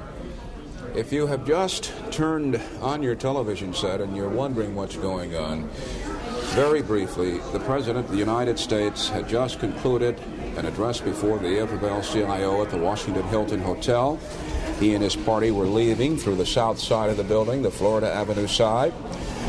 And steps away from his limousine, shots rang out. Press Secretary James Brady fell to the pavement, as did a policeman and a Secret Service agent. The president, we've seen the picture. I think this might be live from the White House, what I hear in my ear. Let's go to the White House. I'm told that we're not ready to go yet. Well, the president was hustled into the limousine, and it was later revealed that he, too, was wounded on the left side of his body. Chest, condition stable, conscious. And in good enough conditions that he was able to walk into George Washington Hospital. Yes. Okay, that is briefly what happened, and that is what we are reacting to. As we reported earlier, the New York Stock Exchange, for obvious reasons, was shut down. Vice President George Bush, who was en route to Texas to deliver a speech, his aircraft turned around in midair and got back to Washington as soon as possible. We're told that there's a helicopter hovering over George Washington University Hospital, where the president is, and we have two correspondents there, Berkowitz and Barrett, and they'll be bringing us up to date on the latest they learned there. And here's a note that's being scrawled out. This is from the White House. White House is making a decision whether or not to operate to remove the bullet from the president. Nancy Reagan, as we reported, is with the president. And Vice President Bush will be back in Washington this afternoon. Okay, so he's on his way back from Texas, as you reported. They're making a decision now whether or not to operate to remove the bullet from President Reagan's left side. As we said earlier, as Bob Berkowitz first got to us on the telephone, one of Jim Brady's colleagues, another press spokesman from the press office, said, quote, "It doesn't look good." We're still awaiting an update on Jim Brady's condition. By the way, Dan, we were just talking with Jim Brady Thursday night at the Correspondents' Dinner here in Washington. That is the latest. The president, again, is in stable condition. He walked into the hospital. It was discovered that he, too, had been wounded on the left side of the chest. The Secret Service agent injured is identified as Timothy J. McCarthy. The Secret Service also says that the would-be assailant used a .38 caliber pistol. And the Secret Service confirms the name of the suspect as that of John W. Hinckley, Jr., said to be 22 years old, from Evergreen, Colorado. I know we have people checking to find out what is the latest on his status and what have you, and as soon as we find out, we'll pass it on to you. All of this happened about 72 minutes ago, Dan. Just about an hour and a quarter ago, yes. And that's the situation. The President and First Lady are at George Washington University Hospital, and First Lady Nancy Reagan is there, and this is the tape as it happened about 72 minutes ago outside the Washington Hilton Hotel. As you were commenting earlier, Dan, the Secret Service agents are trained to not look at the president, but to watch the eyes of people watching him and to look for jerky movements or anything that looks suspicious. That's right, and they're looking at the crowd, and of course, as you noted, where they did not look was among the news media people, the camera crews that were taking pictures of the president, and John Hinckley Jr. of Evergreen, Colorado, had apparently infiltrated the little cluster of people taking pictures of the president, which of course is a vulnerable spot, but I'm sure will not be vulnerable much longer. Dan, excuse me, we're going to go live to GW Hospital and correspondent Bob Berkowitz. Bob? Spokesman Larry Speaks, White House spokesman Larry Speaks, just emerged a few minutes ago from George Washington Hospital to say that the president's condition is now stable. The president is conscious. The president is speaking. But spokesman Larry Speaks would not say whether or not the president would need surgery, nor what the prognosis is of his condition.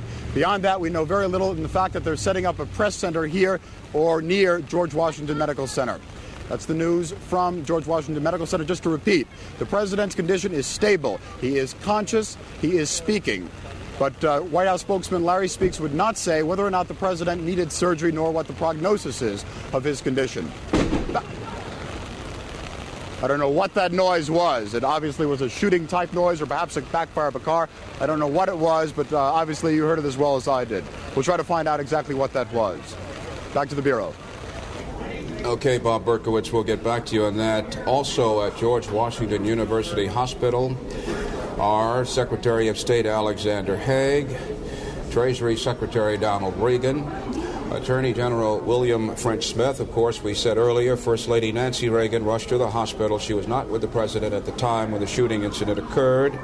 White House Chief of Staff James Baker, as we said, reported that the president walked into the hospital. Things are fluid right now here in the Capitol, and we're looking at an enlarged picture now. This is the same videotape we've run before that we've shown you. This time it's been enlarged.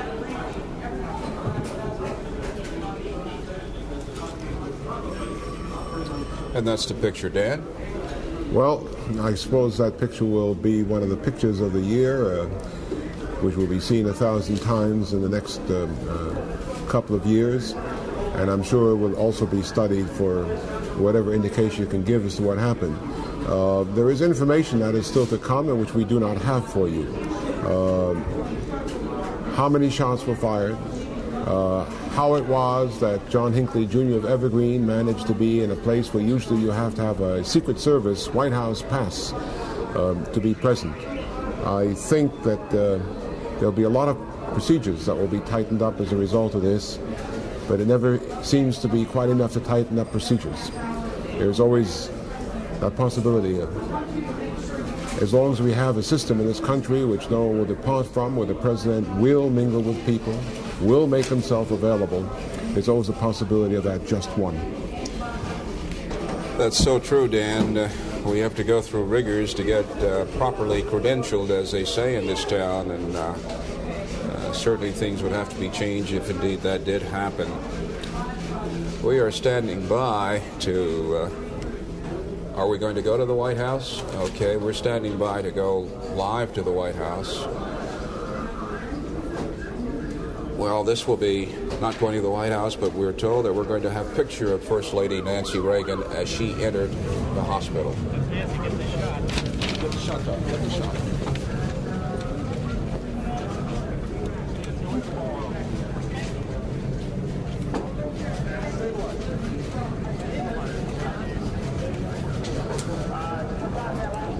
That looks like the injured Secret Service agent who was identified earlier as being from Chicago, Ken McCarthy. Okay, we're standing by for further word. Dan, have you anything? Our CNN Washington, let's go live to the White House. Not live, but taped. This was taped earlier. In the left side this afternoon as he left the hotel. His condition is stable. A decision is now being made whether or not to operate to remove the bullet. The White House and the Vice President are in communication, and the Vice President is now en route to Washington. He is expected to arrive in the city this afternoon. Mrs. Reagan is currently with the President at the hospital. For your background, we anticipate that additional press statements will be forthcoming from the hospital site. Okay, that was David Gargan, the Assistant Staff Director of the White House. And right now there's a conversation here with Daniel Shore and Stuart Lurie, our CNN Washington Managing Editor. We are getting the latest information from all reliable sources. Stu, Dan? Well, Stuart has been on, I don't know if I can get Stuart into the picture, but Stuart has been doing a journeyman's job of getting on the phone and getting some original information. He's been in touch with George Washington Hospital. And there, the chief of surgery, who happened to have emergency room duty today, is Dr. Tsangaris, Dr. Newt Tsangaris, as he's called, who was a famous surgeon. I know he's famous because he operated on me last month. was the one who admitted President formally admitted him to the hospital. The one who will perform surgery on the president, if, as, and when surgery is performed on the president, is Dr. Benjamin Aaron, who is a thoracic surgeon. And as you reported earlier, the decision as to when the operation will take place to remove the bullet which is lodged in the left chest of the president, that decision has not yet been made. Stuart, I can't read all your notes. You want to add something? Yes, Dr. Joe Giordano is also a part of the team, Dan. He is the chief of vascular surgery at the hospital. I have been told that the scene in the emergency room is utter confusion at the present time. There is one report that the president is already on his way to surgery, but I have not been able to confirm that. And of course, that does conflict just a little bit with the official information that we just got from the White House. It is fortuitous that Dr. Tsangaris himself did have emergency room duty this week, so that they did have the best there was available when the president came in. If he needs any endorsements, I must say of all the many weird coincidences, the fact that this is my first formal day back at the office today after an operation of my own performed by the same Dr. Tsangaris. If the president wants to be reassured, he's a hell of a good surgeon. Gentlemen, as you were just relaying that information, by the way, as you see us moving around up here, we're listening to one another. It's just that we're all busy getting more details for you. This report says that former President Ford is in Tokyo. He's on a trip that he began earlier this month, and CNN has talked with his press spokesman, Bob Barrett, in Tokyo. Let's get back to that in a moment. David Gargan, the assistant staff director, this is the summary from Mark Walton. The decision is being made whether to operate on the president. That was the statement we just repeated to you. And we also have told you who is at the White House: First Lady Nancy Reagan, the Secretaries of Treasury, State, Defense, Attorney General William French Smith, and other close staff aides. Vice President Bush still in the air en route back from Texas. His plane turned around midair once he learned of what happened. No decision has been made to make Bush acting president because the president, of course, still is conscious. And that, in fact, well, the question under the 25th Amendment to the Constitution. Well, under the 25th Amendment, in this case, we do not have a question of incapacitation in the sense that the president would not be available to make that decision. He is speaking, he is conscious, and he's fully able to make these decisions. Long before we reach the point where a decision would have to be made about an acting vice president, what there obviously would be a delegation of certain duties to Vice President Bush. I think it would be premature to speak of the president as incapacitated. Yes. I'm certain that was one of the questions raised by one of the reporters there in the briefing room. As we were saying, former Vice President Gerald Ford, whom, as you indicated in the rundown and the quick research, that an attempt or two was made on his life. Mr. Ford's in Tokyo. He's trying to get as much information as he can. Initially, he says he's shocked and he regrets this greatly. Mr. Ford may have something to say later in the morning, their time. If you were in Tokyo or anywhere else outside this country, it would be rather difficult. You can imagine trying to call back here to Washington and get information on the latest.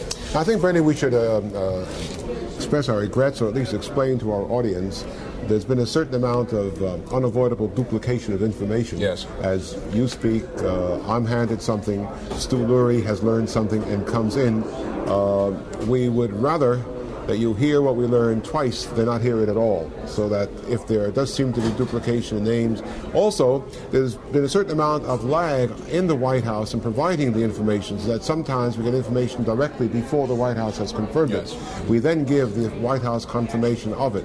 It still remains to be explained why it was possible for as much as 20 to 25 minutes for the White House to let us continue saying on official authority that the president had not been touched or hit, when in fact he had been hit. I don't know why that long delay. Okay, correspondent Mark Walton is at the White House, but right now, Mark, we were looking at the picture that we've seen so many times outside the Washington Hilton Hotel. Mark, what is the latest where you are? Bernie, as you summarized just a couple of minutes ago, there was a briefing here by one of the chief staff directors, a man by the name of David Gergen, who confirmed, of course, that the president had been hit in the left side and said that a decision is being made at this moment as to whether or not to operate on the president. We have learned that Vice President George Bush was in Texas at the time of the shooting. Is now on the way back here to the White House. Will probably arrive here sometime in the next couple of hours, although there is no intention to make him an acting president at the moment. The president, President Reagan, of course, is still conscious. His condition listed as stable.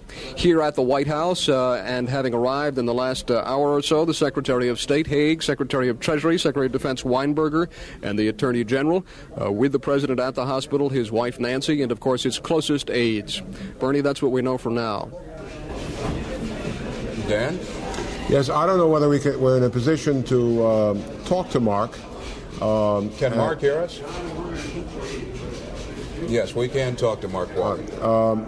Mark, I know it's early and that most of the attention right now is focused on getting some of these simple details out of who's where and the condition of everybody. But has anybody yet given any thought to the question, or has anybody asked White House spokesman this question of to what extent will duties be now delegated to Vice President Bush, and what the position is of the Vice President when he returns to Washington, as he apparently will do in the next few minutes? Dan, the question was asked, what does Bush's return mean? Will he become, in essence, acting president? The problem is, of course, that the president's chief spokesman, Jim Brady, was among those wounded, and his deputy spokesman, Larry Speaks, is among those over at the hospital, along with James Baker and Edwin Meese, all of the president's top aides. So it is not clear whether those decisions are being discussed here by the secretaries, the cabinet secretaries, whom I mentioned a couple of minutes ago, or by those chief aides over at the hospital.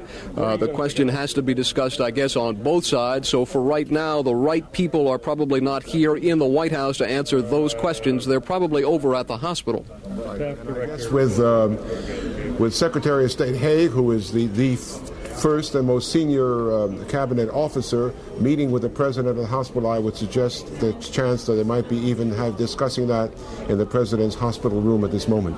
Dan, we have been told that the substantive announcements of all sorts will be coming from the hospital location over the next couple of hours. And, of course, the decision as to whether to operate on the president and whether Mr. Reagan might have to be put under some kind of anesthesia for the time being, I assume that the decision about what Mr. Bush's status would be would have some relationship to that. That's a very interesting point you make, because we were told earlier about the decision about when to operate for the removal of the bullet still lodged in the president's left chest. That decision has not yet been made, and I think it is quite likely that the decision will not be made until Vice President Bush is here, so that the Vice President will at least be present during the time that the President is under anesthesia. Well, correspondent Bob Berkowitz is over at the hospital, and let's switch live to him again, and perhaps he can clear up that noise we heard in the midst of his report. Bob? Bernie, we still don't know exactly what that noise was. Let me just recap, if I may, what White House spokesman Larry Speaks told us about 15 minutes ago. The president's condition is described by Speaks as stable. He is speaking. Again, according to White House spokesman Larry Speaks, the president is conscious, and we do not know whether or not the president will be operated on or will not be operated on, and they would not give us a prognosis of what his condition is or will be. As far as James Brady, the White House chief press secretary, again, we do not know what his condition was. Brady was shot very seriously outside of the president's limousine at the Hilton Hotel earlier this afternoon. He was taken here to George Washington Medical Center, and we don't know what his condition is presently. It looked very bad, though, and is bleeding profusely on the left side of his head. Of course, as we've said many times, the president was shot on the left side of his body, and as we've said, repeating once again, according to White House spokesman Larry Speaks, the president's condition is described as stable. He is conscious, he is speaking, but we don't know whether or not they're going to operate on him. Meanwhile, Mrs. Reagan is here. She came earlier, as did White House Counselor Edwin Meese. The president's chief of staff, James Baker, is here as well. Vice President Bush cut short his trip to Texas and is on his way back to Washington. Should be back sometime this afternoon. Gentlemen? Bob, if you hear me, had you heard, as we heard here, that they were doing a CAT scan on Jim Brady and that he was not moving at the time, that he appeared to be unconscious. Had you heard that? Absolutely. We have heard absolutely nothing about Brady's condition. We asked about Brady's condition to his assistant, Larry Speaks, and Speaks would not comment on Jim's condition. And as you speak, we are showing a picture of Jim Brady as he falls to the ground, somebody holding a compress to his head. The head has obviously sustained a bullet wound during that series of bullets that were fired at the president and the aides and Secret Service and police who were clustered around him. It is quite clear that he is quite seriously injured. Yes, indeed he is. Bob, what's the next time we can expect something from the White House press staff that is there? A staff that's under great strain at the moment. Yes, Larry Speaks, White House press spokesman, said that they would be giving us updates every half hour. If indeed they hold to that schedule, we should be getting one within the next 5 or 10 minutes. We will call you immediately as soon as we get word from the White House on any news that we have, gentlemen. Thank you, Bob Berkowitz at the White House. It would seem, Dan, I was just thinking as Bob was reporting to us the latest from there are some members of the cabinet who are back in the White House, but things are at a halt right now. My understanding is that most of the top members of the cabinet, whose names you gave earlier, the Secretary said Haig, Attorney General Smith, and others had gone to the hospital and were with the president. Yes. Okay, thank you for that correction. I thought I understood when you were asking Mark Walton about the question of the vice president, and they were saying that, they'd have to wait until he comes back. But things right now are standing still until we can find out what's going to happen with control. Things may be standing still as far as we are concerned as we wait for spokesmen to get their act together and come out and provide information. I would doubt that things are standing still very much in the U.S. government. There you see John W. Hinckley, Jr. of Evergreen, Colorado, who has been identified as the person who fired the shots at the president and those around him. This is a picture of him. The shots were said to have been fired from a .22 caliber pistol. It was said that he had fired the shots from the area where the camera crew was, the ABC camera crew, which travels with the president today, and was taking pictures of him as he was leaving, having made a speech to the AFL-CIO construction trades. Yeah, and that was ABC's cameraman Hank Brown, who was interviewed there at the hotel a short while ago. We know nothing yet about who John W. Hinckley Jr. is, and I imagine that right now there are reporters and others descending on Evergreen, Colorado, to learn about him. Mm-hmm. CBS News, I'm told, is reporting that President Reagan has gone into surgery, that according to CBS News. Which would be for the simply for the removal of the bullet now lodged in his left chest, if there are no other complications. And ABC News reports that Press Secretary James Brady's condition is very critical. Which would indicate why he appeared to be not moving or unconscious. Mm-hmm. And the fact that they have not yet given any indication of any attempted surgery on Jim Brady would also speak for a fairly poor prognosis. Mm-hmm. Is that the white piece of paper, Donna? Yeah. Okay. That we've passed on to you about Jim Brady's condition being very critical. Jim Brady, wasn't supposed to get that job. They've been looking around for somebody to be press secretary, and only after they couldn't agree on somebody else, and after some rather slighting remarks have been made about Jim is not cutting quite the figure they wanted, they offered him a job, and loyally he took it without a complaint. And so there he was on hand today doing his duty. Jim has a son, by the way. He's married. He has a son. We're going to show you just what it looks like outside George Washington University Hospital. The hospital sits off Washington Circle. This is an old neighborhood of mine, Dan. I live just 2 blocks up the street, just south of this picture, near the State Department. I spent a recent week in this hospital, so I guess I'm an alumnus of this also. Mm-hmm. That's right. It's a teaching hospital. It's connected with, obviously, as suggested, with George Washington University Medical School, one of the 3 great teaching hospitals in the Washington area, the others being Georgetown and the Washington Hospital Center. It happens to be the one which is closest to the Washington Hilton Hotel, where President Reagan spoke, It is only about a mile and a half away, and undoubtedly, therefore, the reason why the President and Jim Brady were rushed here. And on the left side of your picture, you can see a clearing which suggests that you're looking down the street. You're actually looking down Pennsylvania Avenue, and the White House is just about 8 or 9 blocks away if you were to continue looking down that street. That's right. As you can see, that the security at the hospital itself must be quite massive now. It would be very difficult for anybody to come very close to the hospital. We are looking, actually, I think that's on 23rd Street, because it looks like the main entrance to the hospital. Oh, that's right off Washington Circle there. But in any event, we hope that the President's stay in the hospital will be short. We are told, Dan, that Pete Thiele, Vice President Bush's press secretary, says that the Vice President will arrive back at Andrews Air Force Base a little before 7 p.m. Eastern Standard Time. And Peter Thiele says he assumes that Mr. Bush will go directly to see President Reagan. That means, however, that contrary to my speculation of a few minutes ago, they did not wait for Vice President Bush to land before taking the President into surgery, if indeed he has gone up to the operating room. Mm-hmm. We still don't. This is the scene again, as taped earlier, as it was happening. James Brady on the ground. The man in the center of that frenzied huddle is the alleged assailant. There's a Secret Service agent on the ground. That's Jim Brady in better times. And we do know that he sustained a wound on the left side of his head, because that was the side that was laying flush with the sidewalk. And from a spokesman at the Washington Hospital Center, the police officer wounded now is listed in serious condition. It had been critical, but now his condition is said to be critical, rather serious. We still don't know his name, do we? We still do not. The situation with that officer is that the bullet entered the back of the left shoulder. It now is lodged in his neck. He is being stabilized in the shock trauma center of the hospital. His name has not been released pending notification of family.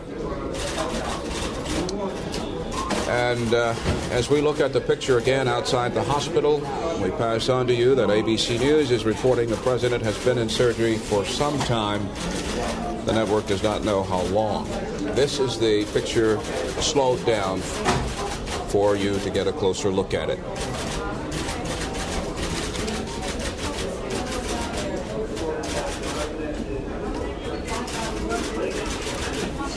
The armor-plated presidential limousine flying the American flag. This is this moment after the shots were fired. Reacting as though by reflex, the Secret Service people do as they try to do in Dallas and elsewhere. They first see to the protection of the President, and they push him undercover into the armor-plated limousine, not knowing how many people are going to fire how many shots.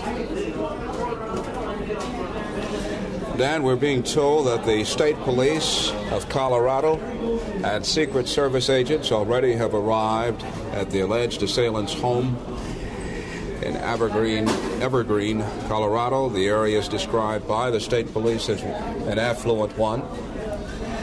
State officials say after a quick check of their police files, they have nothing in their records on John Hinckley Jr. There's a Y missing on this. On John Hinckley, nor could they provide any details of how he lived or what he was doing in Evergreen, Colorado.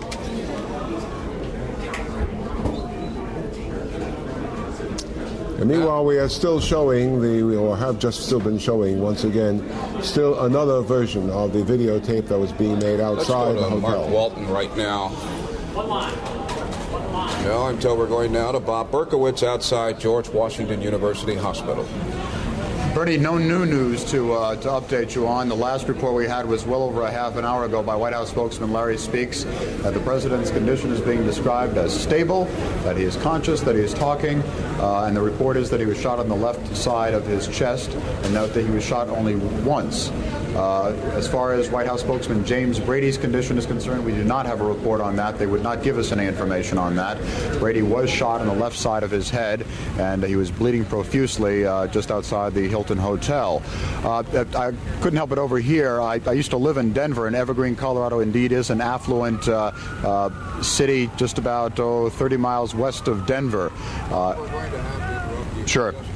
Let's go switch to the White House now, where correspondent Mark Walton is standing by. Mark? In just a minute or two, Deputy Press Secretary Larry Speaks, who has been at the hospital, is coming out. Here he comes now to make a statement. Here he comes.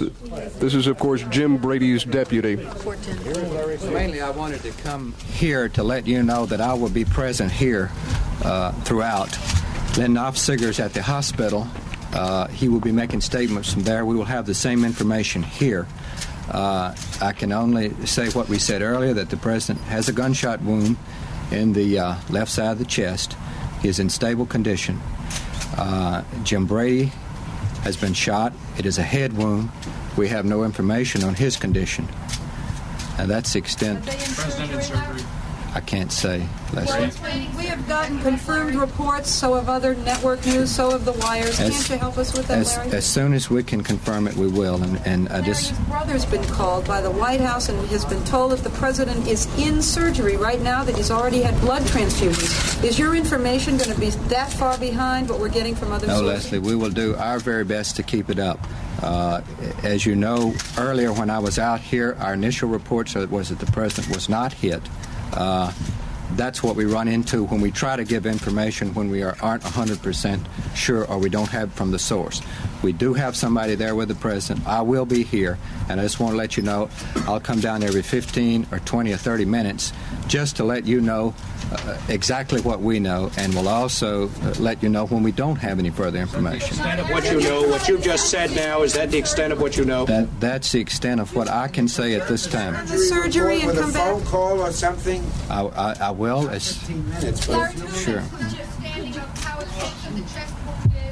No. Do you have any idea that there are reports that it punctured the lung? We can't confirm that yet. We've talked to the doctors, but, we cannot confirm that yet. Larry, can you confirm reports that Jim is in surgery now? Yes. What process does the United States government go through with foreign governments when something like this occurs? Jerry, there is a notification process, and I think the State Department has moved on that. Has the U.S. military been placed on any higher readiness? Not that I'm aware of. There were some questions about the Vice President. I understand he was in Texas today.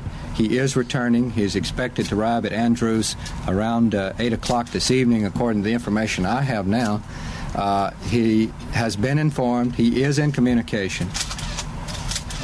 Would he assume emergency powers? Would he assume? Can there be a division of labor of any kind? Not that I'm aware of. We just haven't crossed those bridges yet. What's the nature of the notification that the State Department is making to foreign governments? I'm sure it's a notification to indicate that the the president is in stable condition. And who's running the government right now? If the president goes into surgery and goes under anesthesia, Vice President Bush become the acting president at that moment, or under what circumstances does he? I cannot answer that question, which is technical and legal. What about the crisis management team? Does that come into effect? What is the consideration in not keeping us more up to date on the president's condition? We know he's in surgery, and no one seems to be able to come out and confirm it. Why the time lag? Leslie, I would assure you there's no reason except we want to be completely sure of our facts.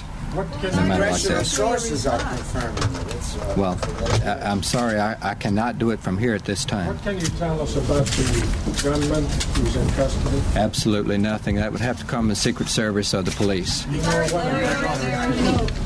who will be determining the status of the president, whether the vice president should in fact become the acting president?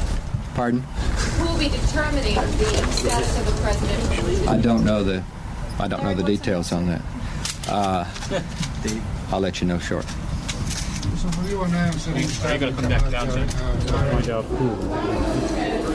Okay, that is the latest from the White House press lobby. And before we go, such as it is, yeah, that's the latest, and it's confusing and it's frustrating, but that's the way it is. He's at the White House, and he apparently is learning secondhand what is going on. But that's just the state of affairs right now. Well, the state of affairs. This is a White House which came in to do a zero-defect job and talks about crisis management. Yes. And apparently is not in a position to get a telephone call through to the hospital and tell us what news agencies are telling us. Dan, let me interrupt you, and let's go back to the White House and Secretary Alexander Haig. Touch with the Vice President, who is returning to Washington. We have in the Situation Room all of the officials of the Cabinet who should be here and ready at this time. We have informed our friends abroad of the situation, the President's condition as we know it, stable, now undergoing surgery, and there are absolutely no alert measures that are necessary at this time or contemplated. Now, if you have some questions, I'd be happy to take them. Crisis management, is that put into effect when you arrived? Crisis management is in effect. Who is making the decisions for the government right now? Who's making the decisions? Constitutionally, gentlemen, you have the President, the Vice President, and the Secretary of State in that order. And should the President decide he wants to transfer the helm to the Vice President, he will do so. Who makes that decision? As of now, I am in control here in the White House, pending return of the Vice President, and in close touch with him. If something came up, I would check with him, of course. What are the extent of the President's injuries? Well, as best we know, he's had one round into his body, in the left side, into the left lung, and there is a surgery underway to remove the round now. When the President entered surgery, he was conscious. All his signs were stable, and the situation is very clear. Why did they end surgery? By phone? Before surgery? No, I did not. Nor was it necessary. I was in close touch with both Mr. Meese and Mr. Baker throughout, and have been from the early moments. Approximately when did you arrive at the White House? Very few moments after the incident. Very few moments after the incident. And do you know what is the condition, Mr. Brady? We understand that I just saw on television what you saw, and it sounds serious. What's the reaction of the Soviets in this? What is the reaction? I don't anticipate any reaction. I think you've gotten all that you need for the moment, and thank you. Will you remain in charge here until the Vice President? We'll stay right where we are until the situation clarifies. When is the Vice President expected surgery, sir? When is the Vice President expected here? Later this afternoon. He'll be here shortly. When the operation began, sir, on the President, about what time? Was I here? Yes, I was here. What time? What time the operation began? What time was the operation? I don't know. Just it was shortly after that announcement that you heard on the radio, on television. Vice President be back, sir? Early evening. Well, I'm not going to make it a habit of saying where. He'll be back. Come back and talk to us, sir? Thank you. If it's necessary, of course. Any additional measures being taken? Was there a conspiracy, or was this an act? There are no indications of anything like that now, and we are not going to say a word on that subject until the situation clarifies, of course. From what you know of the President's condition, that the Vice President will have to, for a period of time, take the role of acting President? That's a fundamentally premature question, and I couldn't answer it. Thank you very much. Is he under anesthesia now? A very shaken Alexander Haig has just announced that for now he is in charge, and many people have wondered about the United States Constitution, and those words on that parchment are not there for nothing. Well, I am not sure yet whether what the Secretary of State said is precisely in accordance with the Constitution. No, it's not. There is, in fact, a line of succession, but that line of succession is triggered only by the total incapacity of the President or a decision of the President. If the President has not yet decided that to pass on the presidency for the time being, then he hasn't passed it on. If he is speaking, if he is conscious, then nobody can take it away from him. It may be premature at a time like this to criticize the words of Secretary Haig, but they are at least open to constitutional question when Haig says that for the time being, I am in charge here. His willingness to be in charge has been noted before, and the alacrity with which he fills vacuums has been noted before. But let's leave those arguments, and I'm sure there will be those arguments for the time when they have to be argued out, and pick out of what we heard here a couple more facts than we had before. Information. For one thing, Secretary Haig said, which no one else had said, that the wound was not simply in the left side or the left chest, but affected the left lung. Yes. That makes it sound somewhat more serious than it sounded before.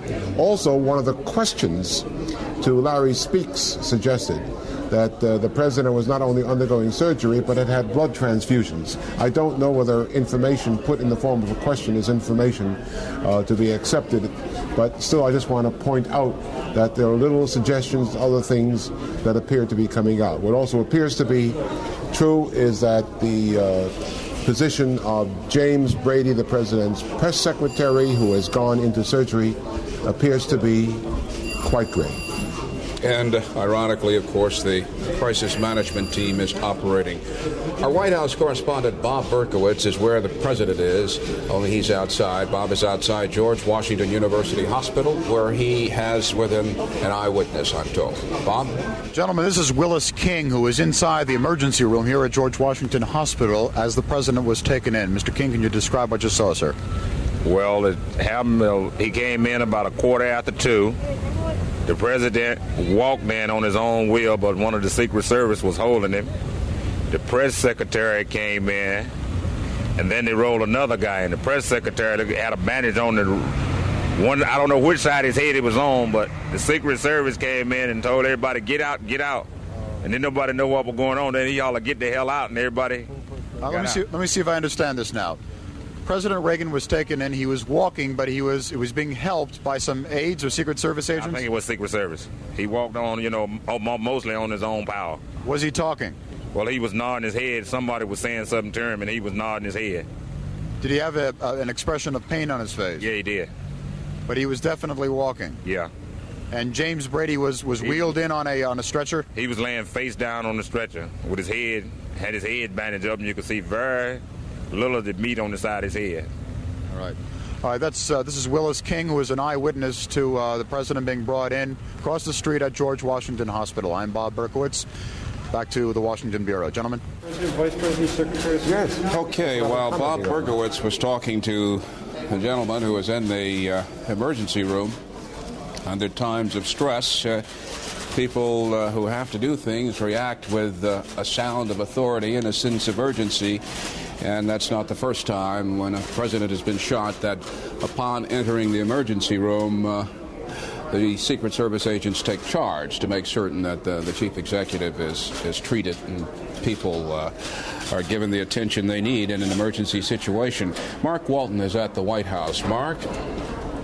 If Dan Shore is there with you, I believe he is. Dan, did you note, as I did, the shaky condition of Secretary of State Haig? Now, you've been through a lot with that gentleman, and so have I, in lengthy hearings. He was pretty shook up. That was my observation. Yes, kind of surprised me. Mark, it was very clear to see that Secretary Haig was under some tension, and the reasons for his tension were quite clear and obvious. It was very unfortunate that he should be put in the position of being the spokesman of the White House in the very week following a controversy about whether or not he had too much or too little influence in the White House. He clearly was self-conscious about that.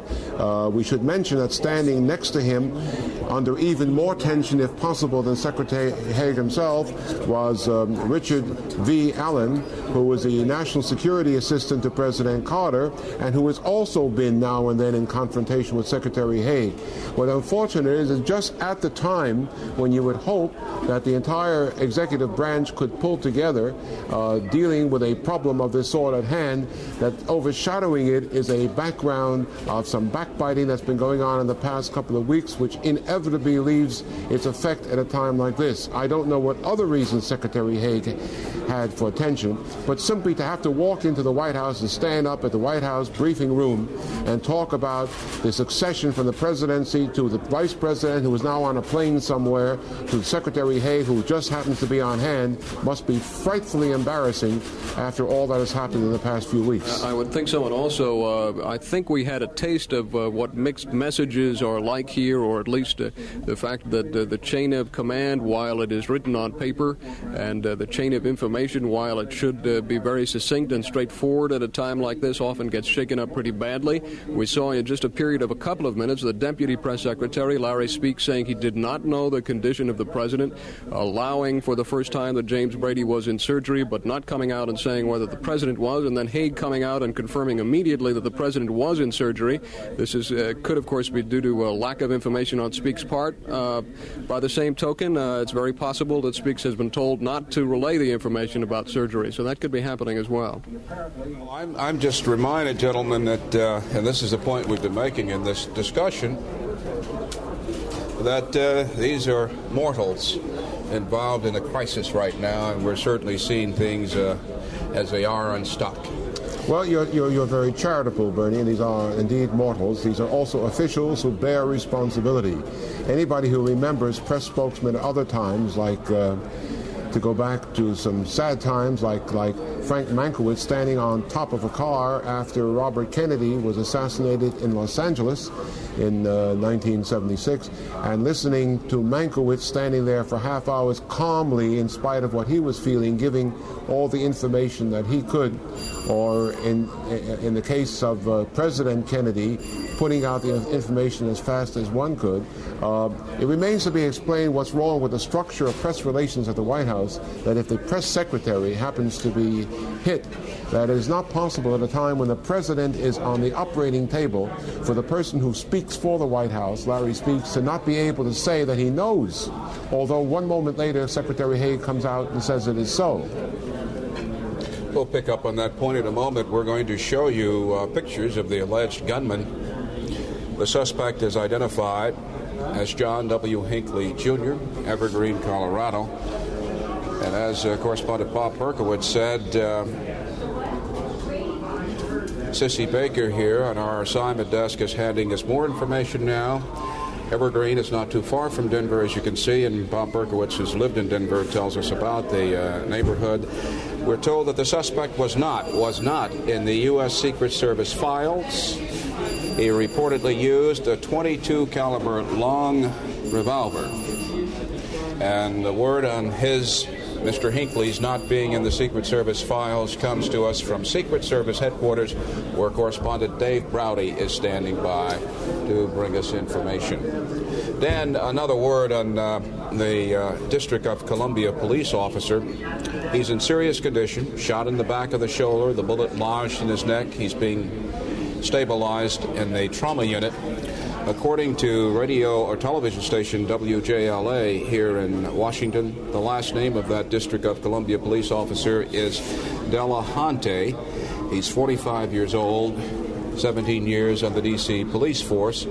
His condition still serious, and the Secret Service agent who sustained a chest wound is listed as 31-year-old Timothy McCarthy from Chicago, and of course two other people, White House Press Secretary James Brady, and of course the President.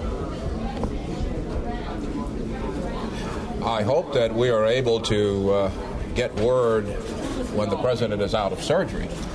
Yes. This is a slow motion picture we're looking at again, Dan. That's right. This is the President, slow motion, and something more than slow motion is happening to this picture. But as he left the Washington Hilton Hotel, where he just concluded an address to the Construction Trades Division of the AFL-CIO, a speech in which he had gone over and then asserted very confidently his own confidence in his own economic program, and extended a word of support for the independent trade unions in Poland. And having come out and been greeting the crowd, shots were heard. The President immediately pushed by the Secret Service into his car, while off to the side, as we will perhaps see in other pictures, Jim Brady, his press secretary, felled with a shot to the head Also, you can see only the feet of a Secret Service man also shot. A District of Columbia policeman also shot. And that photographer to the right of the door, Dad, he was taking a picture there.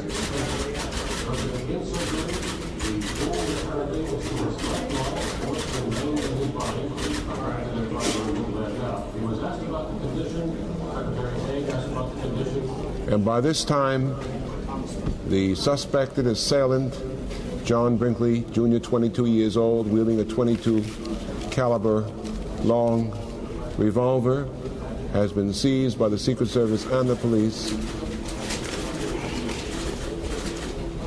And they have pushed him off to the side of the hotel building.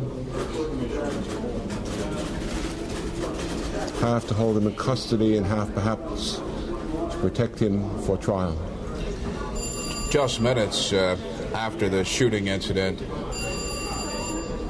this is Vice President George Bush, the entourage, the Bush entourage, boarding a plane in Dallas. And we're told that he will be getting back to Washington between 6:30 and 7 o'clock Eastern Standard Time, Dan, and we are told that Andrews Air Force Base will be closed, that we will not be allowed out there to cover that arrival. As I was saying, just moments following the shooting I would bet also that he comes in from there by helicopter. Absolutely. Moments after the president was shot at and hit, along with 3 other people, the Federal Bureau of Investigation arrived, and their assistant agent in charge of the FBI's Washington field office, Thomas Baker, talked with CNN. Once there is an attempt on the president's life or an actual assassination, it's FBI jurisdiction, okay? We have FBI agents here who are interviewing all the witnesses at this time. We are processing all the evidence. We have our mobile crime lab here from the FBI laboratory, and they are taking the weapon is in our possession now, as well as the suspect's clothing. And this is being done directly by the FBI mobile crime laboratory from our headquarters. Can you tell us what kind of gun it was? It's a pistol. At this time, I'm not a forensics expert. I don't know what kind of gun, but the gun, we have taken the gun and all the other physical evidence, and all the actual witnesses to the shooting inside are being interviewed right now by FBI agents. What about the suspect himself?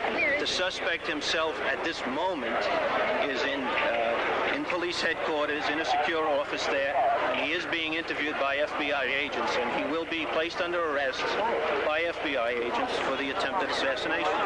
Do you notice? Okay, our correspondent Joe Pennington has sent back word from the District of Police headquarters that the local policeman involved in the shooting was Thomas Delahanty. He's 45 years old. Condition is critical. Now let's go back to that very important first briefing from Secretary of State, a very shaken Secretary of State Alexander Haig at the White House, which you saw just a few moments ago. I'm told it's coming. We are bringing that tape. This can give you an indication of the lay of the land here. The one at the top, the red dot, the Washington Hilton, and just below that, George Washington Hospital. And you recall we were looking at the picture, and the White House is not too far away. The White House is just southeast of Washington Hospital. And there seems to be some distance between the Hilton Hotel and the Washington GW Hospital, but there really isn't when you have a presidential motorcade. Of course, they have the right of way at all times when they're moving about. We are going to bring to you once more Secretary of State Alexander Haig in the press lobby. If I get the sequence of events right, and I'm never quite sure whether some of the information we're getting isn't incorrect, but apparently the Secretary had been at the hospital and had seen the president, and from there went to the White House, where he then appeared to make the first authorized statement on behalf of the administration. Let's listen to it once more. Matters associated with today's tragedy. First, as you know, we're in close touch with the Vice President, who is returning to Washington. We have in the Situation Room all of the officials of the Cabinet who should be here and ready at this time. We have informed our friends abroad of the situation, the president's condition as we know it, stable, now undergoing surgery, and there are absolutely no alert measures that are necessary at this time or contemplated. Now, if you have some questions, I'd be happy to take them. Crisis management, was that put into effect when it arrived? Crisis management is in effect. Who is making the decisions for the government right now? Who's making the decisions? Constitutionally, gentlemen, you have the president, the vice president, and the secretary of state in that order. And should the president decide he wants to transfer the helm to the vice president, he will do so. Who makes that decision? As of now, I am in control here in the White House, pending return of the vice president, and in close touch with him. If something came up, I would check with him, of course. What are the extent of the president's injuries? Well, as best we know, he's had one round into his body, in the left side, into the left lung, and there is a surgery underway to remove the round now. When the president entered surgery, he was conscious. His signs were stable, and the situation's very clear. Why did they go to surgery? By phone? Before surgery? No, I did not, nor was it necessary. I was in close touch with both Mr. Meese and Mr. Baker throughout, and have been from the early moments. Approximately when did you arrive at the White House? Very few moments after the incident. Very few moments after the incident. And do you know what is the condition, Mr. Brady? We understand that I just saw on television what you saw, and it sounds serious. What's the reaction of the Soviets to this? What is the reaction? I don't anticipate any reaction. I think you've gotten all that you need for the moment, and thank you. Will you remain in charge here until the vice president? We'll stay right where we are until the situation clarifies. When is the vice president expected surgery, sir? When is the vice president expected here?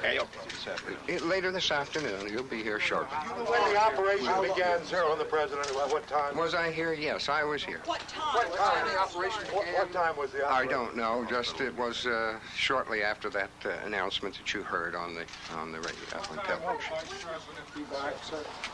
Early evening. Well, I'm not going to make it a habit of saying where. He'll be back. Come back and talk to us soon. Thank you. If it's necessary, of course. Any additional measures being taken? Was there a conspiracy, or was this an act? There are no indications of anything like that now, and we are not going to say a word on that subject until the situation clarifies, of course. From what you know of the president's condition, that the vice president will have to, for a period of time, take the role of acting president? That's a fundamentally premature question, and I couldn't answer it. Thank you very much. Is he under anesthesia now? Well, Alexander Haig mustering up all the discipline and self-control of a former general, former NATO commander, Secretary of State, to appear in the White House press room to answer questions. We are told that in a short while from that same podium from which Secretary Haig just spoke, Larry Speaks will be bringing us further word, Dan.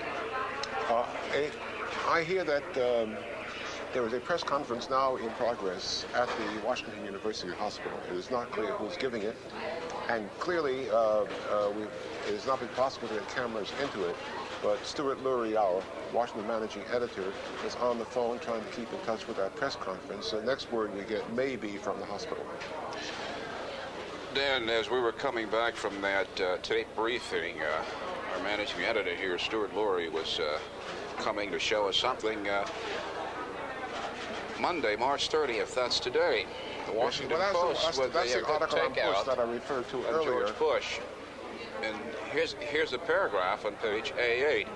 It was at Ronald Reagan's 70th birthday party that the president leaned over to Barbara Bush and said, quote, "I want to ask you a very personal question. Is George happy with his job? Does he feel what he's doing is worthwhile? I just want to be sure he's doing enough. If the awful should happen, George should know everything." Unquote. Yeah, I'm glad to have the exact text of that paragraph. I alluded to it an hour ago as I talked about the irony that only today George Bush was being celebrated in the Washington Post because of his intimate and inside track connection with the president and the president's reference to the fact that he wanted Bush to know everything in case of this awful, awful thing. This was the picture again, this tragedy that Secretary Haig referred to. At the time, apparently, according to Chief of Staff James Baker, the president did not know he had been hit. We do know from this picture, as the agents and police subdue the alleged gunman against the wall, that James Brady, the White House press secretary, was shot in the head. A policeman was felled by a bullet, as was that Secret Service agent at the top of your screen on the sidewalk. Baker reports that President Reagan walked under his own power into the hospital emergency room. He is in surgery at the moment. Alexander Haig told us in that briefing at the White House a short while ago, and which you've seen a second time on videotape, that the bullet of the round apparently is lodged in the lung. The Vice President, George Bush, is due back here in the Capitol, due to arrive at Andrews Air Force Base before 7 o'clock Eastern Standard Time. The police right now and the agents working quickly to get handcuffs on him. As you pointed out earlier, Dan, also working to protect this man. The agent with his submachine gun there. It really is quite a remarkable picture that there is the suspected, the alleged perpetrator of the crime, and not 10 feet away, his victim. Identified as John W. Hinckley, Jr. Dave Browdy at U.S. Secret Service headquarters sends word that the weapon was a long .22 caliber weapon. There are two. There is, first of all, there's Jim Brady, and further on is the Secret Service officer who's been shot. And it is, unfortunately, in the age that we live in, this media age, in the age of the highly portable camera, that when a moment of this sort takes place, it is so poignant that placed before you is a moment of drama that no made-up piece of drama ever seems to be able to rival. Well, ever since hearing the word that someone had fired at the president, I don't know how you've reacted physically, but I just get shivers and chills. The ABC network cameraman, ABC was pooled today. That's where a smaller group of correspondence cameramen travel with the president, and whatever they learn, they pass back to the larger pool of the White House press corps. Was Hank Brown, and you saw him in an interview earlier with Browdy, and he said that the man just... he squeezed the trigger and he held on to it until his gun was empty. I don't know enough about guns to how many shots were fired. Okay, we're standing by to go to our White House correspondent, Bob Berkowitz, who was covering and traveling with the president at the hotel. He is now, of course, at George Washington University Hospital. In just a while, Dan, Bob Berkowitz is going to bring us up to date on the latest that's being said there. Bob, you are there. Yes, Bernie, we are told by the public information officer for George Washington Hospital that there should be and there will be a press conference within about 15, 20 minutes or so. Presumably that'll give us more information on the president's condition.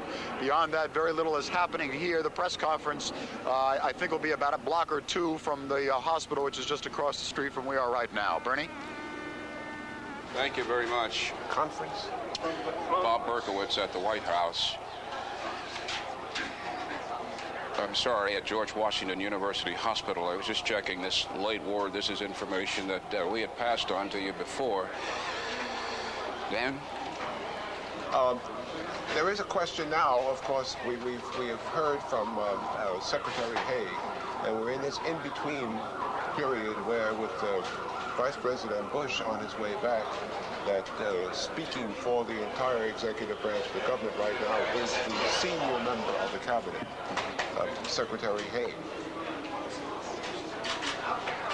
And at some point, there will have to be decisions made about where we go from here. And I guess a lot of this will depend on the condition of the president, which we will know pretty soon. Dan, as we have seen, television crews are waiting for President Reagan to emerge from the Washington Hilton Hotel after a speech. The speech carried live here before the building council of the AFL-CIO. One of the ABC cameramen, Hank Brown, was an eyewitness to the shooting. He went back, just as he got to the car, about 4 to 5 shots going on. Brady going down, Secret Service agents going down, a police officer going down. And as the 4 of them going down, I was going down. I turned in the direction of the sound. There was a man with a gun, a white male with blonde hair. And he was still firing, the agents were still wrestling with him. He looked 29, in his late 20s or early 30s. About 10 feet away from Reagan. About 4 to 5 shots. He was hitting agents and police officers. He was in the line of fire of Reagan. That's Hank Brown. His correct name is Henry Brown, but of course we all know him in this town as Hank, and he was right there. We're told now that we have some tape of Vice President George Bush. This is the Vice President at the huge Dallas-Fort Worth airport. He is preparing to leave to the control tower there at Carswell Air Force Base to leave to get back to Washington. We're told that when he gets back, the airport will be closed, and he will, of course, be going directly to the hospital. The messages of concern, of course, are pouring into that hospital. We're told that former President Nixon has called First Lady Nancy Reagan and talked with her on the telephone. We don't know precisely what Mr. Nixon said to Mrs. Reagan, but one can guess that it's concern and best wishes.